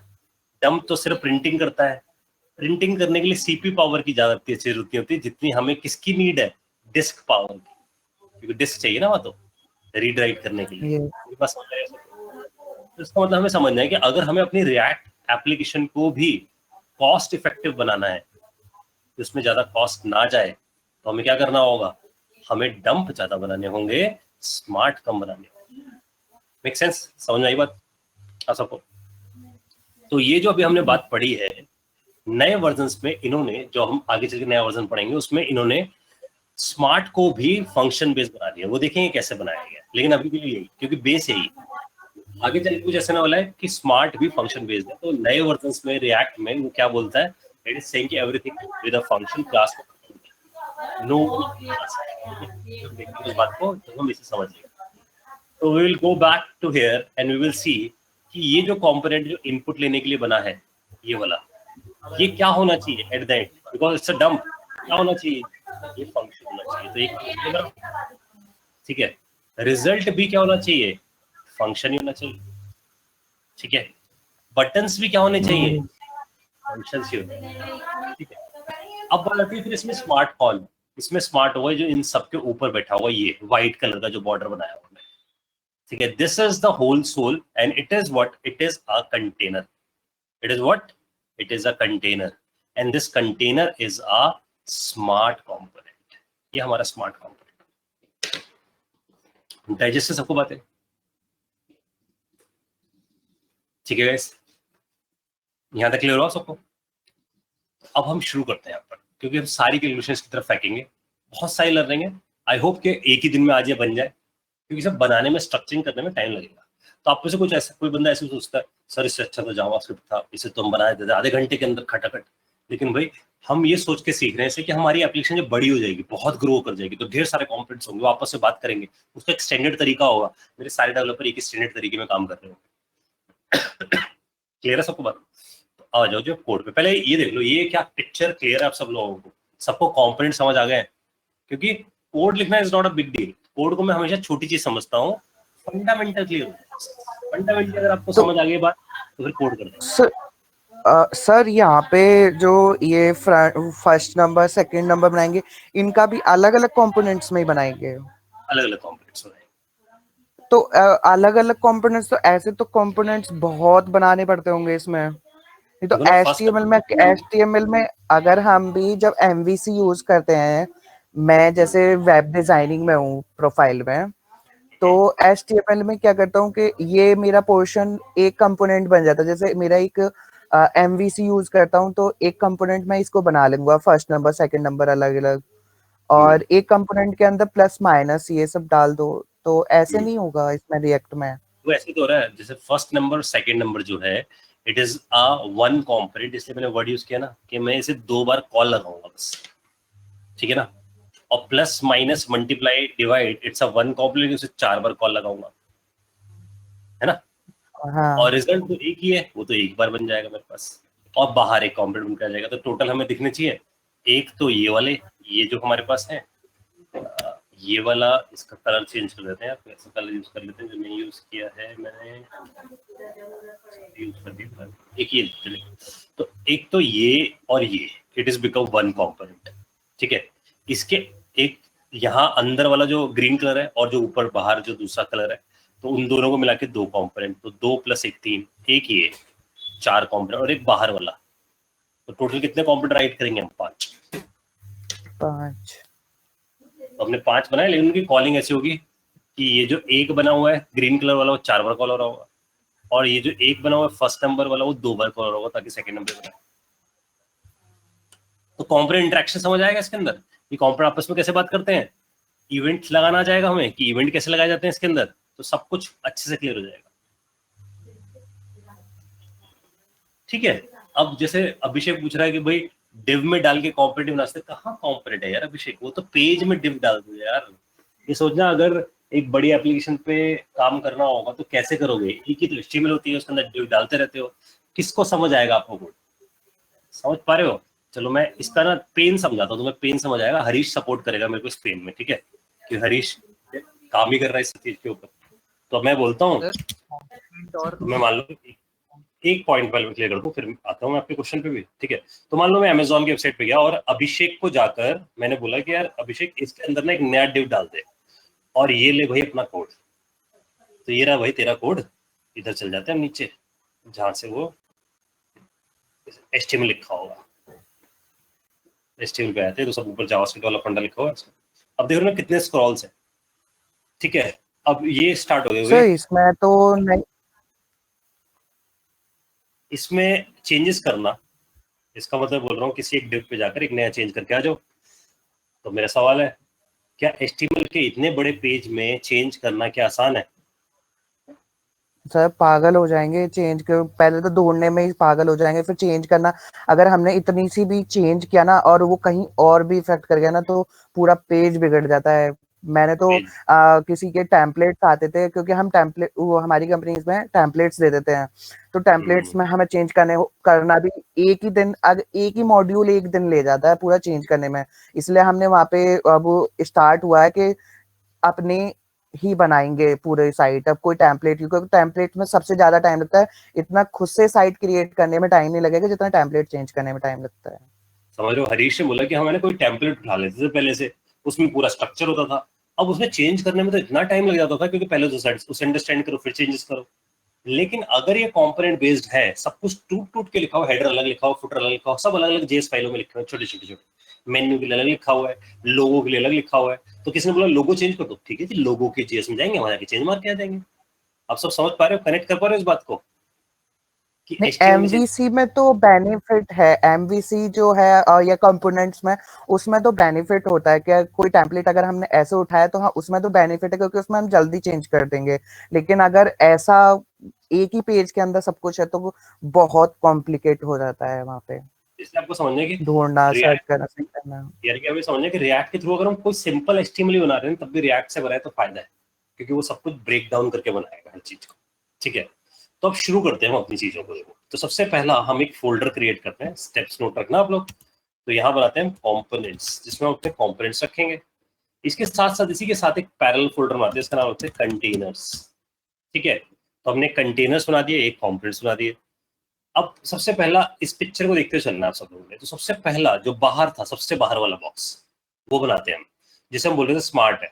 तो स्मार्ट बनाते हैं। स्मार्ट बनाने के लिए मैंने कंटेनर पे गया, राइट क्लिक किया, न्यू फाइल किया, इसका नाम दिया मैंने यहां जाकर calc.js, क्योंकि हम कैलकुलेटर बना रहे हैं तो इट्स अ स्मार्ट कंपोनेंट, ठीक है। calc.js का नाम दे दिया मैंने। अब because it's a smart component तो आपको समझना है कि it must B start with a class and it is calc and it must inherit, extends what use करते हैं, it must inherit the thing called react.component. So react.component is a parent one, so we are inheriting this react.component. Now our component has become smart component, now our component has become smart component क्योंकि उसने उससे inherit कर लिया, ठीक है जी। आप सबको बात समझ में आई है? और because we are using a react, so we will write here, इधर हम यहाँ जाके लिख देते हैं import react from react, ठीक है। ये मैं लिख दिया। बिकॉज क्यों लिखा है ऐसा? क्योंकि we are using extend react.component। तो अभी क्या याद रखना जरूरी है आप लोगों के लिए कि when I am writing import react from react, so why I am doing this, because I am inheriting a component and component is coming from the react, ठीक है। तो अगर मैं react नहीं लिखूं, डायरेक्ट component लिखने की बात करूं, तो मेरे पास तरीका होना चाहिए। I need to write it like this, ठीक है। तो I will put it in a curly bracket. तो कंपोनेंट यहाँ स्पेसिफाई कर दिया, तो इट मींस मैंने कंपोनेंट को एक्सप्लिसिटली बता दिया। और कर्ली ब्रैकेट में आप जो लिखते हो आप सबको पता हो डिफॉल्ट जो नहीं होते, that is component. So it means component is also coming from the React, but it is not a default, and React is a default, that's why there is no need of curly bracket, ठीक है जी। सबको समझ आ गई बात है? अब मैं इसके आगे यहाँ पर जाकर लिख सकता हूँ export. So I am exporting this class so I can use it there. Now the fundamental rule is, because it's a smart component. Smart component will do lot of things. वो बहुत सारी चीजें करते हैं। तो smart component के अंदर अगर हम समझे तो smart component has logic and it has lot of logic. So we don't want to mix the logic with rendering. So we don't want to mix the logic with rendering, क्योंकि smart rendering भी तो कर सकता है, printing भी तो कर ही सकता है। So that's why they have created a function called render. So they have created a function called render, and this render is responsible for printing. Make sense? So it means whenever you define a smart component, there is a special method called render which is responsible for printing purpose. तो आप यहाँ जाके लिखो return and you will write it here. तो हम यहाँ जाके लिखते हैं div, right? And in this side div, I will just say h1 and I will say calc example. This is calc example यहाँ लिखा आएगा and that's it. इतना मैं लिखा, सेमीकोलन लगाया, मेरे पास तैयार हो गया इतना कुछ. अब मैं जाता हूँ app.js की तरफ. In app.js there are lot of stuff जो मुझे नहीं चाहिए, बहुत सारा स्टफ इसमें लिखा हुआ है, तो मैं इसको एक बार डिलीट मारता हूँ और यहाँ जाके हम लिखते हैं एक्सपोर्ट कॉन्स्ट ऐप और एरो फंक्शन मैंने आपको बोला था इट्स अ रिकमेंडेड चॉइस और प्रॉप्स इज एन आर्गुमेंट, उससे आना कहीं पे भी दिक्कत हो तो, and return and it is going to calling boom, it is going to call calc. ठीक है. And now the calc is coming from where? It is coming from containers calc. ठीक है. तो हम जिस current folder में बैठे हैं उसके लिए डॉट और फिर हम गए containers के अंदर, containers में किसको निकाल लिया calc को. That's it. तो ये हमारे पास तैयार हो गया. तो export const app हमने तैयार कर लिया. अब पहुंचते हैं index.js की तरफ, क्योंकि index.js में we need to make some changes. The changes is because I use, मैंने यहाँ पर क्या यूज किया देखो जरा, मैंने यूज किया export. तो अगर मैं चाहता हूँ कि वहाँ चेंजेस ना करने पड़े तो मुझे लिखना पड़ेगा export default app. Make sense? ऐसा मैंने कर दिया तो index.js में कोई चेंज नहीं करना पड़ेगा. अच्छा, वापस आते हैं हम app.js की तरफ. There is another thing I need to write, import react, क्योंकि हमने JSX लिखा है, so I need to write this thing. ठीक है. अब जाकर अगर हम अपने स्क्रीन पे जाके चेक करके आते हैं, ठीक है, calc एग्जाम्पल ये लिखा गया हमारे पास, परफेक्ट है, सही काम कर रहा है. हमें देखिए कि हाँ जी इस तरीके से इसने काम करना शुरू कर दिया. ठीक है. I hope guys this make sense. और थोड़ा सा अच्छा करने के लिए आप यहाँ पर जाकर लगाकर छोड़ दो गेट बूटस्ट्रैप, ताकि इसकी लुक एंड फील ठीक ठाक आए अपने पास. ठीक है. तो हम यहाँ जाते हैं और यहाँ से गेट स्टार्टेड पे चल जाते हैं इसके, और हम लोगों ने देखें तो ये लिंक मिला था हम लोगों को, इस पे जाते हैं और यहाँ से एक बार मैं चैट विंडो हटाता हूँ, इसे कॉपी कर लेते हैं इस लिंक को. ठीक है. और फिर कोड पे जाते हैं और index.html की तरफ जाते हैं पब्लिक में. ये पहुंचे हम index.html में and from here I just paste this thing. ये मैंने इसे पेस्ट कर दिया और calc.js में जाकर I can write it here div class, और कंटेनर नाम से क्लास होती है, इंडेंटेशन देती है, इसलिए मैंने इसे लगा दिया. h1 पे जाके और class name is the word and then I will specify class name equals to, और यहाँ जाके मिल गया alert info. ठीक है. तो इससे क्या होगा, लुक एंड फील अच्छी हो जाएगी इसकी, एटलीस्ट क्योंकि ऐसा दिखना शुरू होगा. और इसको ऐसा करते हैं टेक्स्ट सेंटर भी, तो सेंटर में टेक्स्ट आना शुरू. ठीक है. ऐश्वर्या का क्वेश्चन आ रहा है एक्सपोर्ट डिफॉल्ट. भाई इसलिए है कि हम एक्सपोर्ट डिफॉल्ट लगाते हैं जब है, तो हम ये बता रहे हैं कि हमारे इसके अंदर ऐप के अंदर सिर्फ एक ही फंक्शन है, उसी को हमने एक्सपोर्ट किया है. And because it is a one function, तो दैट्स अ डिफॉल्ट वन. समझ लो, it is a default one. तो इस थॉट को आप ऐसा समझ सकते हो जैसे कि मैंने आपको बोला कि फ्रिज में से फ्रूट ले आओ and you have only one fruit in the fridge, that's a default fruit, आप वही लेकर आओगे. लेकिन अगर उसके अंदर 10 फ्रूट है तो आप मुझसे पूछोगे ना कौन सा लेकर आना है. So same is here. It means you have an app and you do not have any other function, so you can export it as a default. So if you export it as a default, so you need not to do curly bracket. तो जब हम इसे index.js में जाते हैं, inside the index.js, I will write import app from app. Make sense? तो वो curly bracket नहीं लगाना पड़ता. So अगर हमें export default किया तो there is no need of curly bracket. If you have multiple functions, so you can export only one. एक ही को आप default export कर सकते हो, बाकी सबको default नहीं कर सकते. तो जैसे मैंने calc में मैंने जानबूझ के एक्सपोर्ट ही लिख दिया, यहाँ पर डिफॉल्ट नहीं लिखा. तो जब मैंने एक्सपोर्ट लिख दिया तो इट मींस मुझे जब इसे यूज करना है, जैसे app.js में यूज किया, I need to specify the curly bracket. हाँ बिल्कुल, हम नॉर्मली एक्सपोर्ट भी कर सकते हैं. ये कन्वेंशन ये है कि अगर आपके पास एक चीज है तो आप एक्सपोर्ट डिफॉल्ट कर दो. ऐसा कोई हार्ड एंड फास्ट नहीं कि हमें एक्सपोर्ट डिफॉल्ट लगाना पड़ेगा. सर हाँ जी सर एक बार उस पे आना index.js पे.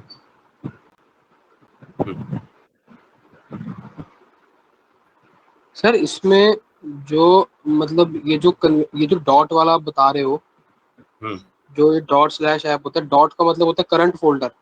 हम्म तो सर अगर हम ये करंट फोल्डर स्पेसिफाई ना करें, क्योंकि वो करंट फोल्डर में तो ढूंढेगा ना सबसे पहले तो। जैसे क्या होता है ये तो ऑलरेडी जानता है बात, नोड में भी बताई गई थी कि जब हम बिना डॉट के ढूंढते हैं तो हमेशा नोड मॉड्यूल से ढूंढता है चीज़, और जब हम डॉट से ढूंढते हैं तो हम अपने करंट में ढूंढना चाहते हैं। अगर मैं डॉट नहीं लगाऊंगा तो वो कहाँ ढूंढने की कोशिश करेगा, नोड मॉड्यूल्स के। अच्छा, ठीक है, ये सेम वही वाला फंडा है जो वहाँ लिखा ठीक है सर। तो है। हाँ जी सर ये बोलो। जो index.js है, हम्म इसमें आपने डायरेक्ट से इसमें मतलब ऐप लिखा होता है जो JSX यूज की होती है, तो हम इसको मतलब app.js से बात करवाते हैं, और फिर जैसे app.js kelsey.js से बात कर रहा है, हाँ। लेकिन कभी भी ये नहीं होता कि मतलब हम index.js में kelsey.js से बात नहीं कराते, तो मतलब ये एक इसमें रूल ही है। नहीं, रूल नहीं है, देखो इसके पीछे थॉट है बहुत बड़ी। उसने बोला कि index.html जो है वो मेरा व्यू की तरह होता है, ठीक है, और index.js मेरे लिए कंट्रोलर जैसा हो गया इनडायरेक्टली। कि कंट्रोलर काम क्या था, डॉम करना या नहीं। तो अगर आप ध्यान से देखें तो यहाँ पर हमने लिखा हुआ है ना रिएक्ट डॉम, तो इसका मतलब index.js असल में डॉम वाला काम करा रहा है, ताकि वो HTML पे जाकर वो div के अंदर डालकर नहीं आता, तो div के आईडी रूट पे जाकर वो हमारा कॉम्पोनेंट डालकर आता है। तो ऐसा काम किसका हुआ करता था, कंट्रोलर का। तो index.js is more like a controller. अब ये जाकर बात करता है किससे, ऐप से। ऐप स्टैंड फॉर एप्लीकेशन, ठीक है। अब सोचो ना, आपकी एप्लीकेशन में मैं आपको बोलूं कि एप्लीकेशन के अंदर EMI कैलकुलेटर भी होगा और स्टैंडर्ड कैलकुलेटर भी होगा, ठीक है, और एक BMI कैलकुलेटर भी होगा। अब मैं आपसे बोल रहा हूँ कि 3 कैलकुलेटर दिखाओ मुझे। अगर आप सोचो ना index.js में आपने EMI कैलकुलेटर को कॉल लगा दिया, तो आपके पास ऑप्शन खत्म हो गया ना स्टैंडर्ड और BMI को कॉल लगाने का। So these 3 calculator are part of whom? It is a part of app. So app is called application, and inside the application you have units. तो आपके पास क्या उसके अंदर अलग अलग यूनिट्स है। Make sense? इसका मतलब units is more like a programs, ठीक है। तो इसलिए थिंग कॉल्ड ऐप सबसे ऊपर बिठाया जाता है, और बिकॉज ऐप में कुछ नहीं किया जाता, because app is going to call to the other components, ठीक है। तो आप ये सोच सकते हो कि app is a parent component for all these child components. Make sense? Sir मतलब ठीक है। आगे भी यही होने वाला है कि index.js में हम बस एक ऐप को बुलाएंगे, और ऐप जो है वो अपने मतलब वो रिटर्न करेगा बाकी चीजों को, हेडर फुटर सब चीजों को। नहीं, ऐप किसी को रिटर्न नहीं कर रहा। ध्यान से देखो, ऐप को मैंने किस ऐप में भी क्या किया, मैंने ऐप में जाकर सिर्फ इसको बुला के छोड़ दिया। अब मैंने ऐप से ना हेडर बनवाऊंगा ना फुटर बनवाऊंगा। हेडर फुटर जो भी बनवाऊंगा अंदर के चीज बनाऊंगा। तो ऐप का मतलब सिर्फ एप्लीकेशन हो गया, कॉल ठीक है। मतलब कॉल वो कर देगा उनको, बाकी तो फाइल में ही लिखा होगा कोड सारा। क्योंकि आप सोचो ना, अगर इस थॉट पे ऐसे लेके चलना, अगर मेरे को इस कंपोनेंट से इस कंपोनेंट में डेटा पहुंचाना है तो मैं ऐप के थ्रू पहुंचा पाऊंगा, समझ रहे हो? क्योंकि ऐप इन दोनों के बीच में कॉमन है ना। तो मैं इसको दूंगा डेटा ऐप को, ऐप डेटा दे देगा इसको। ये दोनों डायरेक्ट बात नहीं कर पाएंगे कभी भी, ठीक है। इसलिए एक पेरेंट बैठा होना बहुत जरूरी है सबके ऊपर,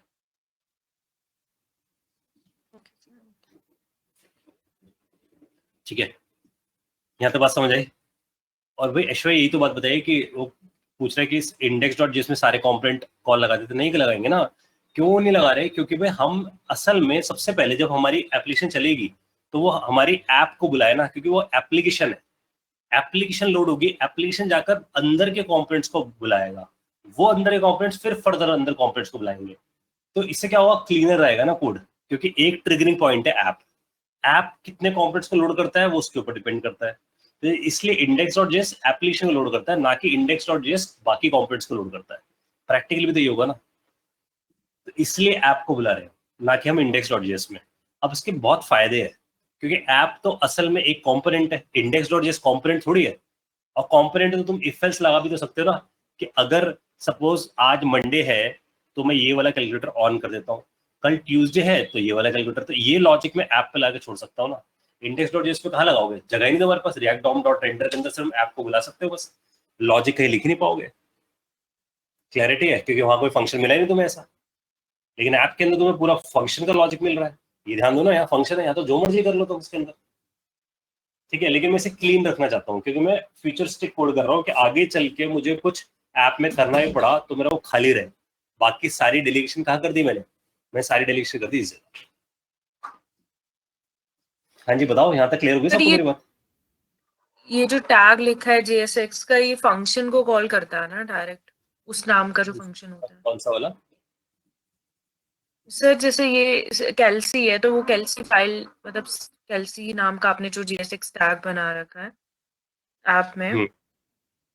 हाँ, ये कैल्सी का ऑब्जेक्ट बनाया है।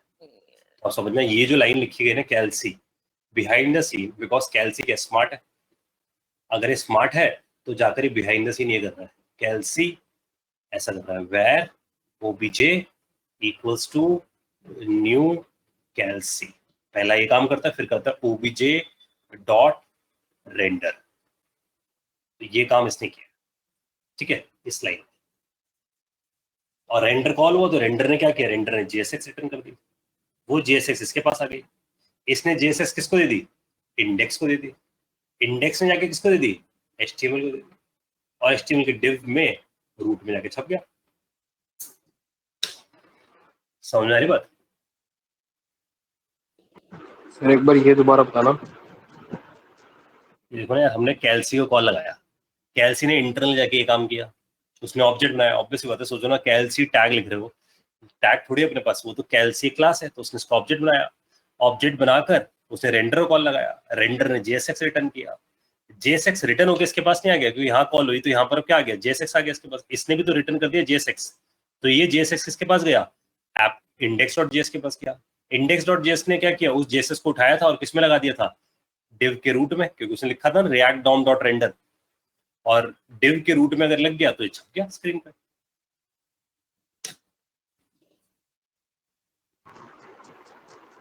ठीक है, समझ आ गई सबको बातें?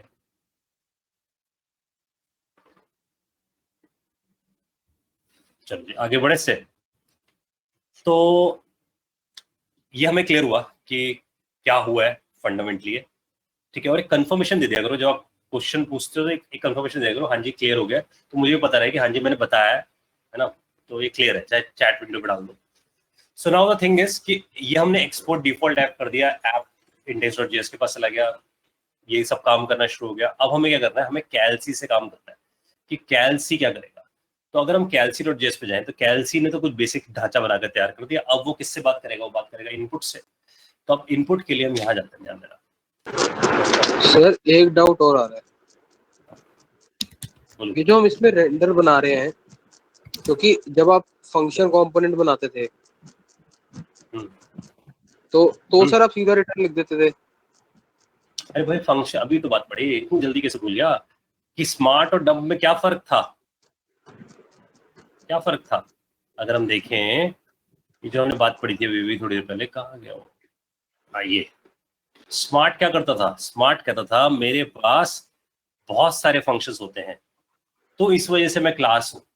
अगर मेरे पास बहुत सारे फंक्शन हैं तो भाई मेरे को छापने के लिए भी तो कोई फंक्शन दो जिसमें सिर्फ रेंडरिंग करने का काम होगा। That's why there is a function called render. Dumb कहता था मैं तो कुछ करता ही नहीं, मैं तो एक ही काम करने के लिए बनाऊं, या तो इनपुट करा दो या आउटपुट करा दो। तो अगर ध्यान से देखो तो इनपुट है, वो भी इनपुट का मतलब क्या, टेक्स्ट बॉक्स बना दो, टेक्स्ट बॉक्स में तो छपेगा ना, इसका मतलब वो भी रेंडरिंग ही है। तो सिर्फ एक ही चीज तो करता है रेंडरिंग, तो उसके अंदर मैं अलग से फंक्शन बनाऊं, तो मतलब मैं एक ही फंक्शन के अंदर लॉजिक लिख दूंगा बस। That's why it is dumb, it has only one function, that's why it is returning JSX। हाँ जी, समझ में आ गई बात है? समझ आ गया। आगे बढ़ते हैं सब। अब ये सबको समझ आ रहा है कि input.js हम क्यों बना रहे हैं। देखो जरा, दिस input.js जो हम बना रहे हैं वो इसलिए बना रहे हैं फर्स्ट नंबर और सेकंड नंबर को टेक केयर करने के लिए। अब यहाँ से बहुत सारी चीजें शुरू होने वाली है धीरे धीरे, तो हम यहाँ से पहुंचते हैं पहले इस जगह input.js में। और आप सबको क्या लगता है, input.js तो डंप ही होना चाहिए क्योंकि कुछ खास काम करने के लिए थोड़ी बना है।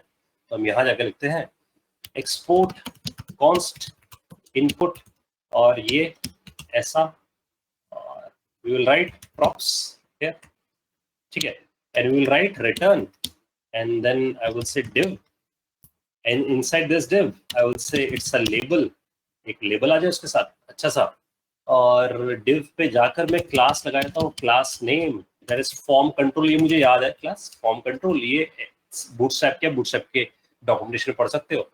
एंड यहाँ जाके हम फॉर्म कंट्रोल, एक फॉर्म कंट्रोल यहाँ लगाए थे, फॉर्म ग्रुप क्लास, ठीक है ना। और लेबल पे जाके लिख देते हैं हम, लेबल पे अभी क्वेश्चन है, फर्स्ट नेम लिखूं या सेकंड नेम लिखूं, दैट इज अ क्वेश्चन, ये भी समझ आएगा। और फिर उसके आगे मैं लिख देता हूँ input type text, place holder type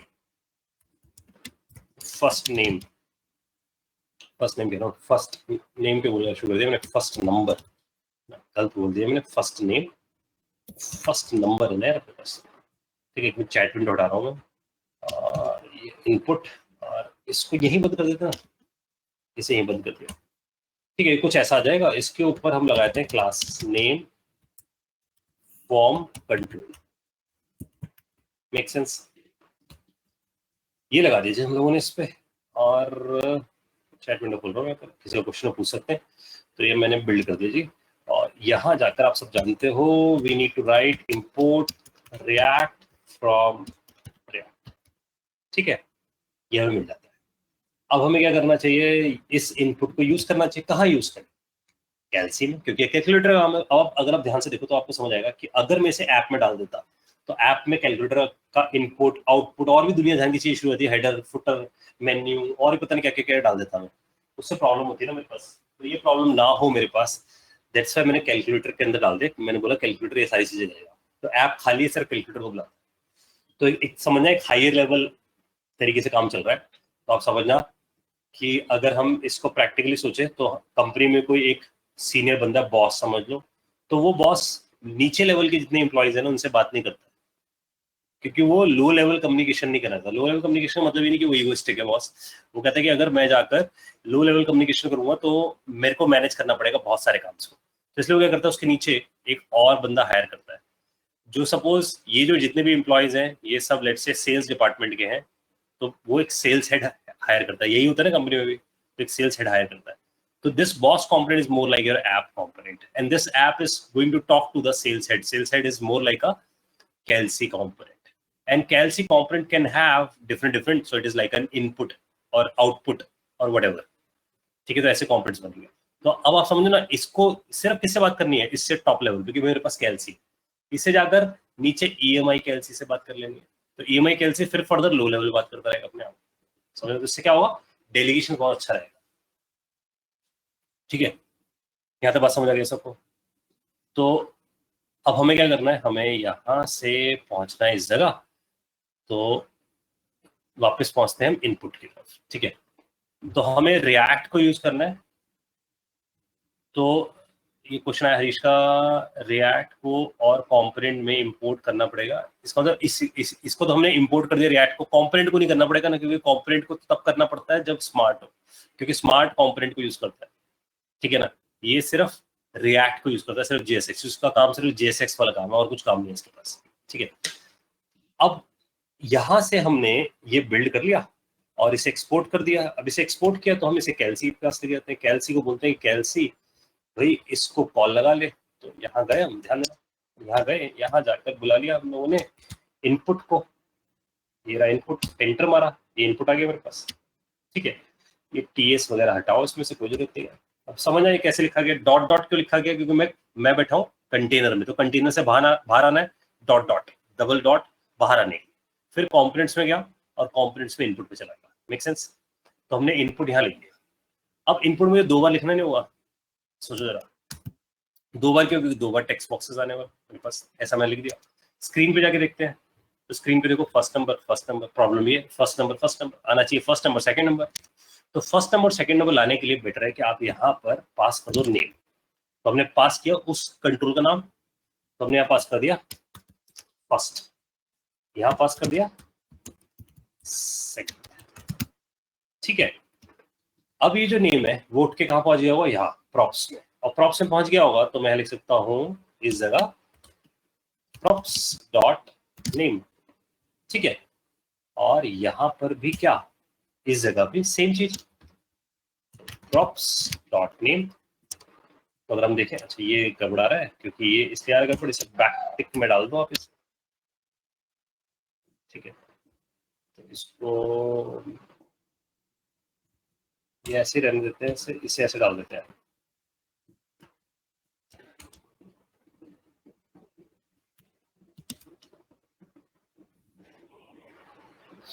इसको ऐसे डाल देता हूँ, बेटर है। where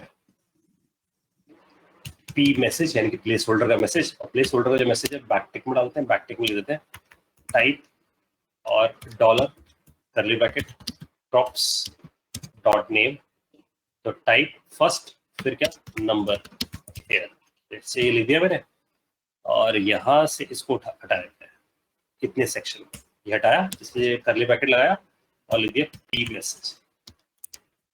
ठीक है, आ गया टाइप फर्स्ट नंबर है, टाइप सेकंड नंबर है। समझ आइए, मतलब सबको एक ही कंपोनेंट को दो बार यूज कर लिया, that's a reusability of the component. Digest करोगे सब इस बात को? सर बैकटिक बाहर क्यों डाला, अंदर क्यों नहीं डाला? क्या चीज यार? बैकटिक में अंदर बैकटिक जो चलता है वो किसके साथ चलता है, जल्दी से बताओ, कहाँ यूज करते हैं बैकटिक? HTML में या जावास्क्रिप्ट में? इसमें चलता है जी। तो हमने HTML में से डाल कर दिया। ये JS, ये सॉरी, ये JS जैसा सिंटैक्स है, ये HTML जैसा सिंटैक्स था, इसलिए मैंने इसको छेड़ा नहीं जानबूझ के। ठीक है, उसमें डायनामिक चीज डाल दी p मैसेज बस। तो मैंने अपना मैसेज बनाया और यहाँ पर प्लेस कर दिया उसे। ठीक है, ताकि HTML जैसा लगे, और जहाँ डायनामिकनेस है वहां ऐसे डाल दिया। ठीक है, क्लियर है बात सबको? तो अब हमारे पास देखो इनपुट तैयार हो गया है। अब मुझे क्या करना चाहिए? मुझे तैयार करना चाहिए output.js और एक और भाई, एक और JS operations.js, ठीक है ना, और एक और भी JS होनी चाहिए, इसको नाम रख देते हैं, बेटर है buttons.js। ठीक है, ऐसा हमने डिसाइड कर लिया। तो फटाफट बनाना शुरू करते हैं। तो सबसे पहले तो एक तो चाहिए हमें बटन्स। तो बटन्स पे जाकर ऐसे लिखते हैं, अभी सिर्फ डिजाइन चल रहा है, अभी जोड़ा नहीं है ऐसा क्या। तो यहाँ जाकर लिखते हैं हम एक्सपोर्ट कॉन्स्ट और क्या डाल देते हैं बटन्स। ठीक है, और तो यहाँ पहुंच जाते हैं, एक मिनट, बटन्स ही है मेरे पास। ठीक है, और आई am just checking the name props, और ये एरो और रिटर्न, और रिटर्न करके मैंने यहाँ लिख दिया बटन स्मॉल वाला, है ना, क्योंकि HTML में तो ये होता है तो JSX ही बटन। टाइप वाइप लिखने की जरूरत नहीं है। बटन पे जाकर हमें क्या पास करना होगा, बटन का भी नाम। तो बेटर है इसके आगे भी क्या हम लिखते हैं प्रॉप्स डॉट नेम, भी पहले से होते थे, ऐसे ही करेंगे। ठीक है, ये तैयार हो गया इतना कोड। और ये जरूरी नहीं है ब्रैकेट लगाना, क्योंकि ब्रैकेट लगाने की तब जरूरत है जब मल्टी लाइन लिखते हैं, सिंगल लाइन लिख रहे हो। तो यहाँ जाके हम लिखते हैं इंपोर्ट रिएक्ट फ्रॉम रिएक्ट। ठीक है, बटन्स तैयार यहाँ पर। अब आ जाओ जी ऑपरेशन की तरफ। तो ऑपरेशन पे जाओ, ऑपरेशन पे जाकर भी सेम काम, एक्सपोर्ट कॉस्ट ऑपरेशंस और प्रॉप्स और ऐसा, और यहाँ जाकर रिटर्न करके डिव, और डिव में क्लास नेम में फॉर्म ग्रुप, और इसके इनसाइड जाकर इसको कॉल लगा देना चाहिए मुझे बटन्स। ठीक है, ये कॉल लगा दिया मैंने बटन्स। तो एक बार बटन, फिर दूसरी बार, फिर तीसरी बार, फिर चौथी बार, तो 4 बटन मेरे पास आ जाना चाहिए। ठीक है, ये हम लोगों ने यहाँ बिल्ड कर दिया। साथ में आखिरी चीज इंपोर्ट रिएक्ट फ्रॉम रिएक्ट। ये भी सर इसमें हम हर पेज पे रिएक्ट इसलिए वो कर रहे हैं इंपोर्ट, क्योंकि वो इसमें इन बिटवीन जो रिटर्न वाली चीज है वो करती है ना, रिएक्ट डॉट रेंडर करती है। क्योंकि वो JSX है ना, और JSX को रिएक्ट चाहिए। सर इसके हाँ सर इसके अंदर जैसे एंगुलर में TS बनता था, वैसे JSX तो नहीं बन रहा, JS ही बन रहा ना सब जगह। कहाँ पर? नहीं, फाइल्स तो JS ही बन रही है ना सारी, सब JS है। ये अंदर वाला जो स्टफ है ना, ये तुम्हारा JSX है। और मैंने बार बार बताया है कि याद रखो, ये लाइन अंदर जाकर रिएक्ट डॉट क्रिएट एलिमेंट है। तो अनमोल ये बात याद रखनी है, ये भूल रहे हो, बिकॉज ये लाइन अंदर जाके रिएक्ट डॉट क्रिएट एलिमेंट है, तो इसको क्या चाहिए, रिएक्ट चाहिए। और सर हम जैसे div के Yes. अंदर रैप करके बटन्स कर रहे हैं और सीधा अगर बटन्स हम करेंगे तो नहीं जाएगा वो, क्योंकि ऑब्जेक्ट एक ही रिटर्न होता है ना हर बार। हाँ बिल्कुल सही, क्योंकि रिएक्ट डॉट क्रिएट एलिमेंट कितनी बार चला होगा सोचो, एक बार इसके लिए, एक बार इसके लिए, एक बार इसके लिए, एक बार इसके लिए, 4 ऑब्जेक्ट बन गए होंगे और चारों को हमने किस में रैप कर दिया, इस वाले ऑब्जेक्ट डिव में, इसलिए डिव पड़ा, इसलिए एडजेसेंट एलिमेंट नहीं चलता। ठीक है, ओके सर। सर यहाँ पर ये कि div DOM में एक्स्ट्रा ऐड नहीं हो जाती? हाँ हो गई, बिल्कुल बिल्कुल ऐड हुई है। अगर आप इससे बचना चाहते हो तो दिस इज आल्सो पॉसिबल। अगर आपको लगता है, क्योंकि मेरे को तो डिजाइन वाइज सोचना था, इसलिए मैंने इसको सोच लिया कि मैं ऐसा कर सकता हूँ, लेकिन अगर आपको लग रहा है कि नहीं ये कुछ एक्स्ट्रा डिव है, मेरे को नहीं चाहिए था ये वाला डिव, तो you can eliminate it by using this thing. ठीक है, ये अलाउड है, क्योंकि उसका पॉइंट क्या है कि वो रिएक्ट डॉट क्रिएट एलिमेंट चलाता है, तो एक ऑब्जेक्ट ये, एक ऑब्जेक्ट ये, एक ऑब्जेक्ट ये, एक ऑब्जेक्ट ये, और इसके लिए फिर एक वर्चुअल ऑब्जेक्ट क्रिएट करता है। इसको हम बोलते हैं रिएक्ट में फ्रेगमेंट्स। हमसे क्या बोलते हैं, फ्रेगमेंट्स। तो रिएक्ट के लेटेस्ट वर्जन्स में ये फीचर है फ्रेगमेंट्स का। वो कहता है फ्रेगमेंट में मैं डाल दूंगा सब चीजों को, जिससे आपको रन टाइम पे यहाँ कोई डिव नहीं हो, तो आप बच जाओगे डिव से। क्लियर है बात? ठीक है, क्लियर। चलिए फ्रेगमेंट फ्रेगमेंट है ना, देखिए दोस्त ऐसा है फ्रेगमेंट को, जैसे सपोज तू बिग बाजार गया, बिग बाजार में जाकर तूने लेट्स से 5 सपोज ऐसा समझ ले तूने सॉफ्ट ड्रिंक्स की बॉटल ले ली है।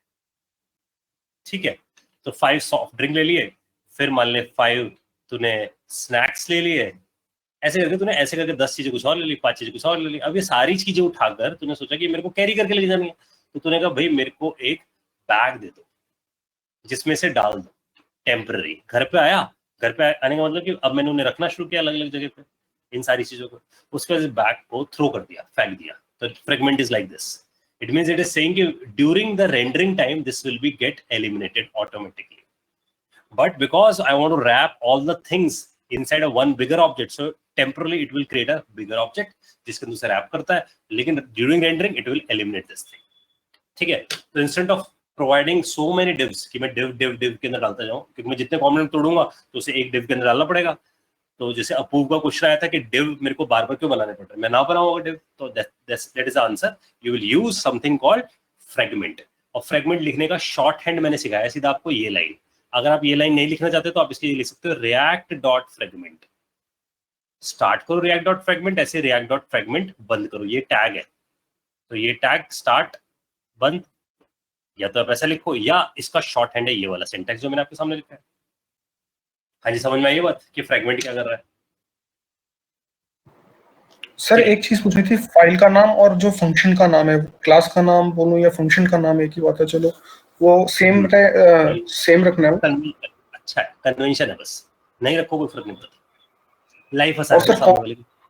कांस्टेंट जो हम लगा रहे हैं इसमें, वो भी वो तो मतलब हम अपने हिसाब से दिखेंगे ना कौन सा लगाना है। कांस्टेंट लगाना इसलिए अच्छा है क्योंकि मेरे को पता है कि मैं फंक्शन आ रहा हूँ और no one can override it because it's a constant. और किसी ने जाकर इसी नाम का वेरिएबल बनाने की कोशिश करी तो कोड फट जाएगा उसका। वो कहाँ पे कोशिश करी मतलब? जैसे मान लो किसी नीचे जाकर इस कोड में जाकर ही मैंने एक वेरिएबल क्रिएट कर दिया कहीं पर जाकर, वेयर ऑपरेशंस, एरर आ जाएगा ना, क्योंकि जावास्क्रिप्ट डायनामिकली टाइप्ड है ना। टाइप्ड है तो लूजली टाइप की वजह से कुछ भी उठा कर कुछ भी असाइन कर दो तो प्रॉब्लम हो जाएगी ना, इसलिए मैंने कॉन्स्ट बनाया फंक्शंस को। और हम इसके अंदर मल्टीपल एक्सपोर्ट भी कर सकते हैं ना? हाँ हाँ, मल्टीपल एक्सपोर्ट लिख सकते हैं, जितने मर्जी फंक्शन बनाओ सबको एक्सपोर्ट कर दो। गुड प्रैक्टिस ये है कि बहुत सारे फंक्शन बनाओ, उन्हें जाके ऑब्जेक्ट में डाल दो, क्लास में डाल दो, और उसका नाम फिर वही रख दो फाइल का। जो फाइल का। ठीक है, सब स्टैंडर्ड है यार। आप जब भी कोड करो ये सोच के कोड करना है कि जो मेरे कोलीग्स है उनकी लाइफ भी आसान हो। अगर मान लो क्लास मतलब मैं फाइल का नाम कुछ और रखता हूँ, अंदर फंक्शन का नाम कुछ और रखता हूँ, 4 बार एक्सपोर्ट लगाता हूँ, उनके लिए अलग अलग कुछ करता हूँ, तो मुश्किल है ना उसके लिए। लेकिन मैंने 4 ऑब्जेक्ट्स को मिलाकर एक ऑब्जेक्ट में रैप कर दिया and that object is I am going to export it, तो सामने वाले के लिए तो सिर्फ वो ऑब्जेक्ट डॉट करके अंदर एक्सेस कर जाएगा। जैसे मतलब मैंने कर दिया हाँ सर, मैंने कर दिया ऑपरेशंस ओल्ड, ऑपरेशंस न्यू, एक और मैंने बना दिया। तो उसको वो दोनों एक ही इसी ऑपरेशंस फाइल के अंदर रखूं या मतलब अलग रखूं उसको? दो कंपोनेंट्स की बात कर रहे हो? नहीं, कंपोनेंट्स नहीं, जैसे मेरे को लगा ये ऑपरेशंस अभी जैसे बनाया उसका मैंने नाम ऑपरेशंस ओल्ड रख दिया, एक ऑपरेशंस न्यू रख दिया, कि वो नए ऑपरेशन अलग जाएंगे और पुराने ऑपरेशन अलग। तो मतलब इसके नीचे जैसे मैंने एक और बना दिया ऑपरेशंस न्यू, तो भी चलेगा? मतलब सही रहेगा वो ऐसा करना? मेरा सवाल ये है, क्या वो कंपोनेंट है दोनों? सर ऑपरेशन 1 के अंदर नए बटन होंगे, ऑपरेशन 2 के अंदर दूसरे बटन होंगे, ऐसा है? हाँ सर, ऐसे कह सकते हैं। फिर दो अलग अलग कंपोनेंट होंगे ना, ठीक है ना? वो दो अलग अलग कंपोनेंट होंगे ना मेरे लिए, तो मैं उसे एक कंपोनेंट के अंदर नहीं डालूंगा ना, पर्पस डिफीट हो गया ना। कंपोनेंट ब्रेक करने का फायदा तो ये था ना, सिंगल रिस्पॉन्सिबिलिटी प्रिंसिपल, कि एक कंपोनेंट सिर्फ एक ही काम करता हो। हाँ सर, ऐसा ही। वो ब्रेक नहीं हो गया पूरी तरीके से, क्योंकि अगर मैं एक ही फाइल के अंदर 4 कंपोनेंट्स रख दूंगा तो पर्पस ही नहीं था। हम तो वापस आ गए उसी प्रॉब्लम पे। हाँ सर, मतलब जैसे हम फाइल्स में करते थे ना, क्लास कस्टमर, उसके अंदर फिर उसी क्लास का नाम कस्टमर रख के अंदर एक और क्लास बना देते थे, क्लास डिटेल्स करके। तो ये मतलब वैसे ही हो जाएगा ना, वैसे ही हो जाएगा ये भी कुछ? हाँ, वो बैड प्रैक्टिस है ना। फाइल में एक ही क्लास रखते थे, जावा में यही सीखा था। अगर हमें कुछ आपस में बात करानी थी तो इज और हैज रिलेशनशिप यूज कर ले, वो बेटर था ना। ओके ठीक सर। है ना?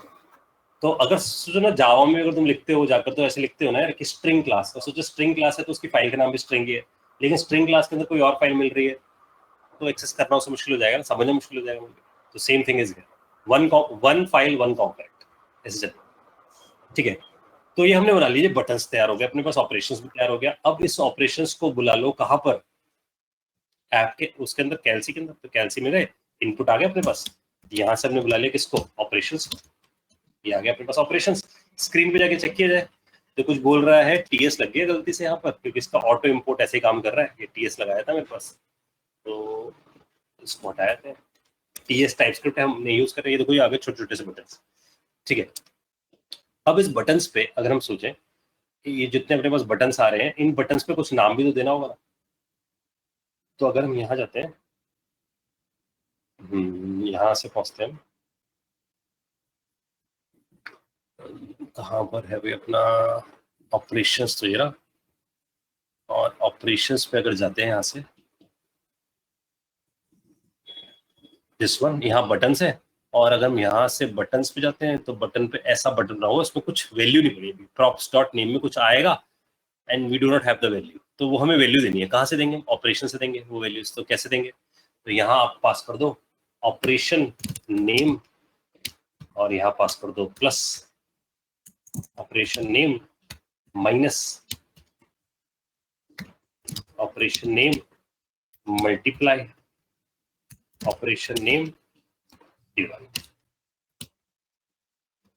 ठीक है, तो देखो ऐसे आ गया, प्लस माइनस मल्टीप्लाई डिवाइड। और साथ साथ मैं इसके साथ क्लासेस भी पास करना चाहता हूँ, इसकी क्लासेस भी अलग लगेगी। तो मैं यहाँ पास करता हूँ class equals to, and I will say इसके अंदर जाकर क्लास का नाम, तो क्लास का नाम डाल दिया हमने BTN एंड BTN प्राइमरी। ठीक है, ये होती है ना हमारे पास क्लास बूटस्ट्रैप के अंदर। तो मैंने एक और एट्रीब्यूट बना दिया क्लास नाम से। यहाँ जाते हैं, यहाँ लिख देते हैं BTN डार्क डाल देते हैं, और यहाँ डाल देते हैं BTN डेंजर सक्सेस। यहाँ इन्फो डाल देता है। ठीक है, ये क्लासेस है इसकी बनी बनाई, और ये सब पास तो हो गई, लेकिन दिखी नहीं। दिखाने के लिए हमें जाना पड़ेगा बटन्स पे, और वहां से ड्राइव करनी पड़ेगी क्या? Class name. और क्लास नेम में क्या डालना पड़ेगा? Props dot class. ठीक है, देखो ऐसा ना हमारे पास इसके बीच में एक स्पेसिंग भी आ जाए। हमारे पास स्पेसिंग नहीं आ रही है इस पे, तो अब यहाँ जाकर ऑपरेशंस पे जाओ। इसके साथ एक और क्लास होती है MR2, मार्जिन के लिए। MR2 ठीक है, तो इनके बीच में गैपिंग होगी। आई होप सबको मेरी बात समझ में आ गई। तो ये हमारे पास आ गया, ऑपरेशंस भी बन गए अपने पास, और ऑपरेशंस का भी लुक एंड फील अपने पास आ गया, और आउटपुट रह गया बस। अब आउटपुट पे जाते हैं, तो आउटपुट पे जाकर भी ऐसे कुछ करना है हमें, एक्सपोर्ट कर देते हैं कॉन्स्ट आउटपुट, और यहाँ पर भी प्रॉप्स पास होगा आगे चल के, कैसे होगा देखेंगे। और यहाँ जाकर हम लिख देते हैं, इसको भी करली ब्रैकेट की तो कोई जरूरत नहीं है इसको, तो यहीं पर रिटर्न लिखने की जरूरत नहीं है, तो यहाँ लिखते हैं div, और div डाल देते हैं result is whatever the result is coming, result आएगा तो प्रॉप्स डॉट रिजल्ट डाल देते हैं। सिर्फ इसमें कुछ आएगा तो दिखा देंगे रिजल्ट जब आएगा। और ये मैंने एक लाइन में लिख दिया क्योंकि कोई मल्टी लाइन नहीं था, आप सब जानते हो वाली बात। तो इंपोर्ट रिएक्ट फ्रॉम रिएक्ट कर देते हैं, ये हमारे पास तैयार हो गया। इस पे जाकर हम क्लास नेम लगाए थे, इस पे भी अलर्ट सक्सेस ऐसी क्लास में लगा के छोड़ दी इस पे। तो यहाँ आना चाहिए हमारे पास रिजल्ट इज, और जो रिजल्ट आएगा तो इसको बुला लेते हैं हम आउटपुट को, कहाँ पर, कैलसी में पहुंचते हैं, यहाँ जाके हम लिख देते हैं इंपोर्ट और आउटपुट फ्रॉम, अब सब इसलिए मैं लिख के दिखा रहा हूँ, डॉट डॉट स्लैश कंपोनेंट्स, ये हमने लिखा स्लैश आउटपुट, ठीक है। और यहां से हमने बुला लिया किसको, आउटपुट, डिजाइन पूरा हो गया, ठीक है। यहाँ आ जाएगा रिजल्ट एस, ठीक है। इसके बीच में ब्रेक लाइन डाल देता हूं, तो ये आ गया ऐसा। इसे रिफ्रेश कर लेते हैं, ब्रेक लाइन डाल दिया, ऐसा असर नजर नहीं आ रहा इसमें।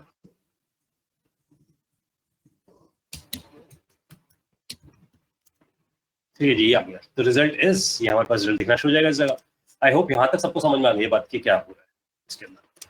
तो डिजाइन हमने कंप्लीट कर लिया। अब बहुत सारे सवाल है कि फर्स्ट नंबर में मैं यहाँ से टाइप करूं, फिर यहाँ से भी टाइप करूं, और फिर प्लस का बटन दबाऊं तो यहाँ रिजल्ट आ जाए। अब सोचना, आप लोगों ने सोचना शुरू करना है कि होगा क्या इसके पीछे, कि मैं बैठा हूं इस कॉम्पोनेंट में, फिर ये वाली वैल्यू पहुंचनी चाहिए यहाँ, तो कैसा दिख रहा है आप लोगों को अभी कि यार ये कैसे हो रहा होगा। सोचो जरा, देखना शुरू करो उसको कि यार ये तो था हमारा इनपुट कंपोनेंट, ये दोनों इनपुट के पार्ट है ना, ये भी इनपुट का पार्ट है, ये भी इनपुट का पार्ट है। इसमें वैल्यू आ जाए, वैल्यू लाने के लिए अब मुझे क्या लगाना पड़ेगा इसके साथ, इवेंट। कैसे लगता है वो देखना भी, तो इवेंट लग जाए, तो इवेंट पे से यहां से वैल्यू उठे और उस वैल्यू को प्लस यूज कर पाए किसी तरीके से। अब ये सोच रहा हूँ प्लस को ये वैल्यू मिल जाए ताकि वो प्लस करके आ सके, लेकिन प्लस तो किसके अंदर बैठा हुआ है, बटन के अंदर, थोड़ा मुश्किल से होने वाला है। ये बैठा हुआ है ऑपरेशन के अंदर, मैं बैठा हूँ इनपुट के अंदर, इनपुट के ऊपर बैठा हुआ कैलसी। तो कुछ ऐसा दिखना चाहिए, ट्री फॉर्म में दिखना चाहिए, देखो ट्री की तरह, कैलसी ये टॉप लेवल पे, उसके अंदर कौन, इनपुट चाइल्ड है इसका, उसके साथ एक और चाइल्ड कौन, सिबलिंग कौन है उसका, इनपुट के साथ ऑपरेशन, ऑपरेशन के अंदर चाइल्ड कौन, बटन, फिर सिबलिंग कौन, आउटपुट। तो अब करना क्या, इनपुट से यहां से वैल्यू लेनी है, इसको देनी है, फिर दूसरी वैल्यू भी लेनी है, इसको देनी है, फिर इसे ये वैल्यू इसको भेजनी है किसी तरीके से, ठीक है। This is actually called communication between components, ये हमें करना है।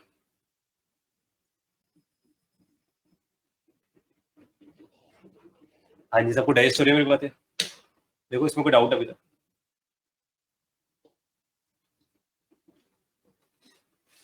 ये समझ आ रहा है कि कम्युनिकेशन सर, बिटवीन एक बार कंपोनेंट्स, जो आपने एक्सटेंड, क्या चीज, कंपोनेंट्स सर कैलसी क्लास में एक्सटेंड किया ना कंपोनेंट को, एक बार फिर से बताना।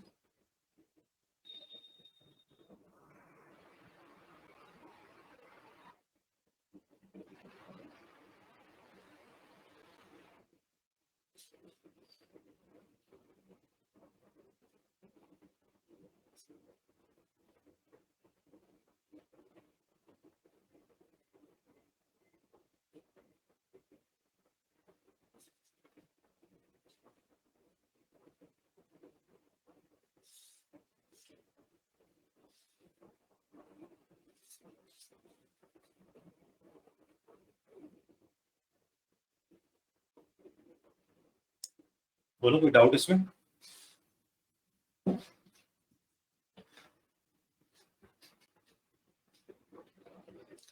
विदित पूछ रहा है कि इसमें एमेट चलता है यार। एमेट के लिए कॉन्फ़िगरेशन करनी पड़ेगी कुछ हमें फाइल के अंदर इसकी। एक यहाँ पर setting.json फाइल होती है VS कोड के अंदर, वो सेटिंग्स डालनी पड़ेगी हमें, देन एमेट चलेगा, वरना नहीं चलेगा इसके साथ। ठीक है,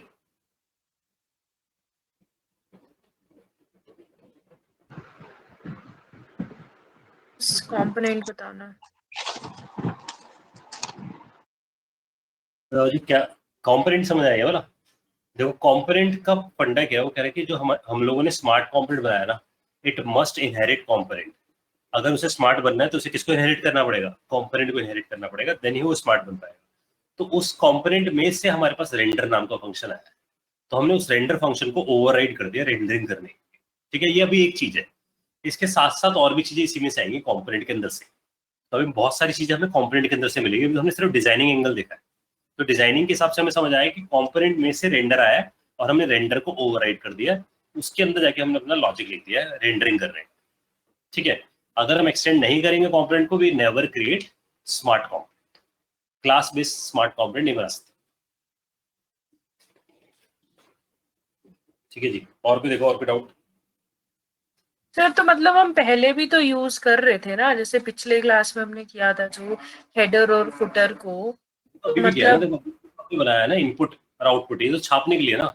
आप समझो ना कि आपको कैलकुलेशंस भी तो करनी है, तो इसमें सिर्फ एक पार्ट आपकी रेंडरिंग है ना, लेकिन इसके पास तो हर चीज रेंडरिंग ही तो है। अगर ध्यान से देखो तो, अगर आप इनपुट पे जाके देखो तो इनपुट तो सिर्फ रेंडरिंग करता है, लेकिन कैलसी एक क्लास है, उसके अंदर तो आगे चल के ये हो सकता है ना कि मैं आगे चल के यहाँ लॉजिक डाल दूं, एक फंक्शन डाल दूं जिसमें सिर्फ लॉजिक लूं, समझ लो, और ये रेंडरिंग करता हूँ। ये पॉसिबल हुआ ना कंपोनेंट की वजह से, क्योंकि उसने एक रेंडरिंग नाम का फंक्शन दे दिया हमें जिसमें सिर्फ रेंडरिंग लॉजिक लिखा जा सकता है। समझ पा रहे हो मेरी बात? अभी तो मतलब प्रिंटिंग तक का हुआ है ना रेंडरिंग में, जो कंपोनेंट्स हमें बनाने हैं, उसके बीच का लेकिन लॉजिक। अब आगे चल के इसके अंदर लॉजिक और भी चीज मिक्स कर पाएंगे ना। ठीक है,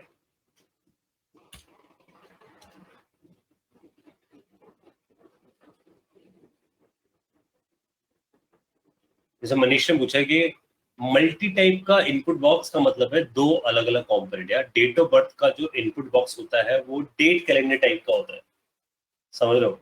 तो उसके लिए तो मैं एक अलग कंपोनेंट बनाऊंगा ना जो डेट कैलेंडर लेता हूँ, तो तुम उसका नाम रख दोगे यहाँ पर कैलेंडर, जैसे मैं बताया ना बटन डॉट जेएस, ऐसे बना दोगे कैलेंडर डॉट जेएस, उसके अंदर कैलेंडर वाला लॉजिक लिख के रख दोगे और उसे बुला लोगे।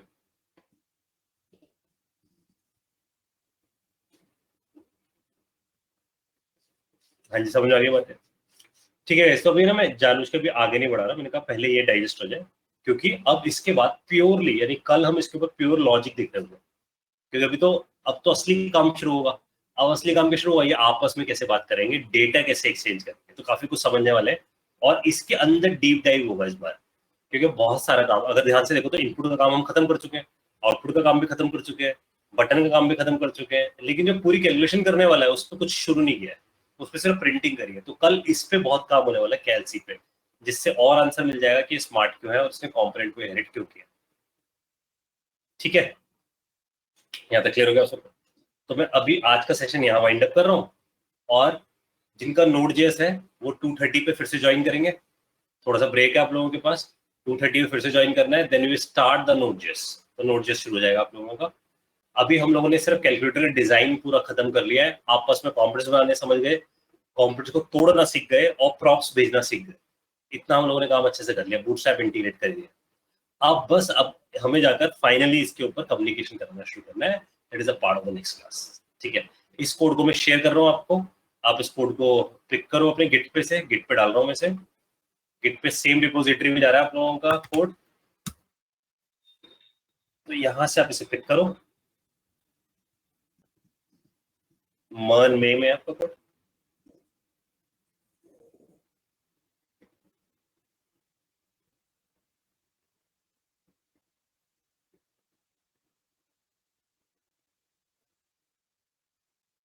सर एक डाउट था। बोलो। सर देखिए, स्मार्ट कंपोनेंट और डम कंपोनेंट का कॉन्सेप्ट है, आपने बोला कि इससे हमारी जो ऐप है वो कॉस्ट इफेक्टिव बन जाती है इन टर्म्स ऑफ स्पेस और टाइम, लेकिन बट वर्चुअल डोम के पॉइंट ऑफ व्यू से इसका क्या एडवांटेज रहेगा? देखो इसका बहुत बड़ा पॉइंट है ना,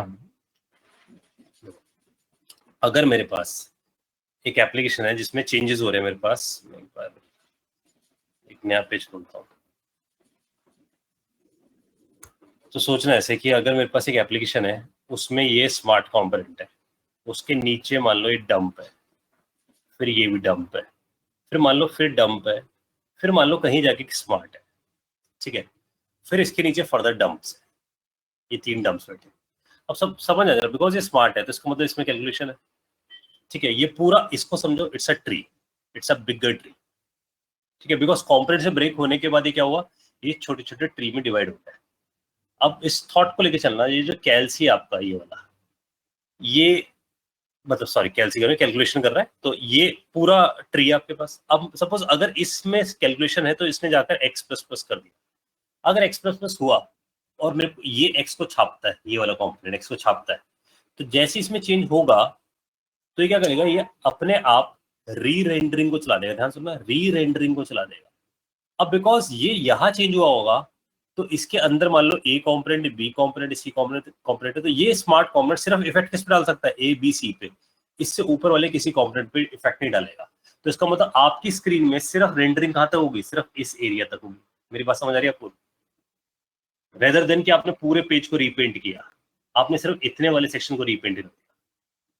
क्लियर है? तो इसका मतलब आपके एप्लीकेशन में इसी तरीके से डिवाइड हुई होंगी, बीच बीच में कहीं पर स्मार्ट बैठे होंगे।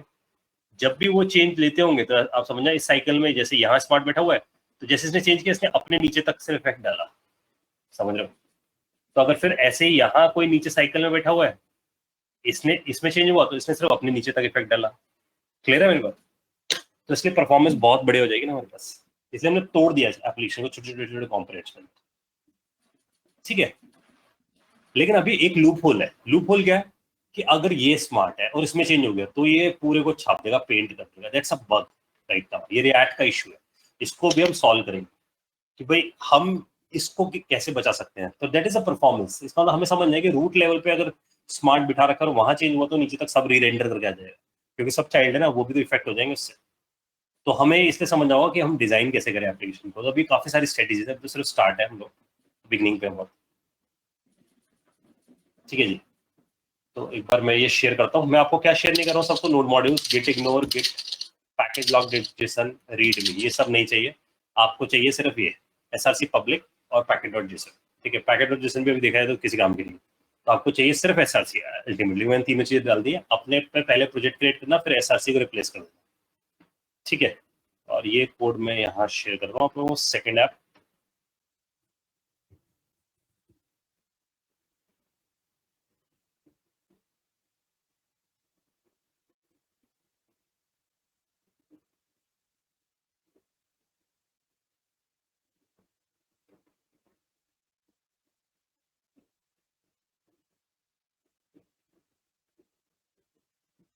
ठीक है जी, ये मैंने कोड डाल दिया।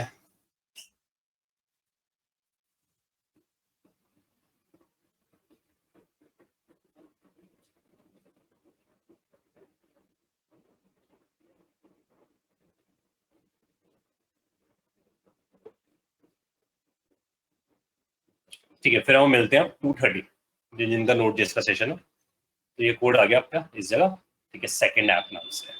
चलो, so I am going to wind up.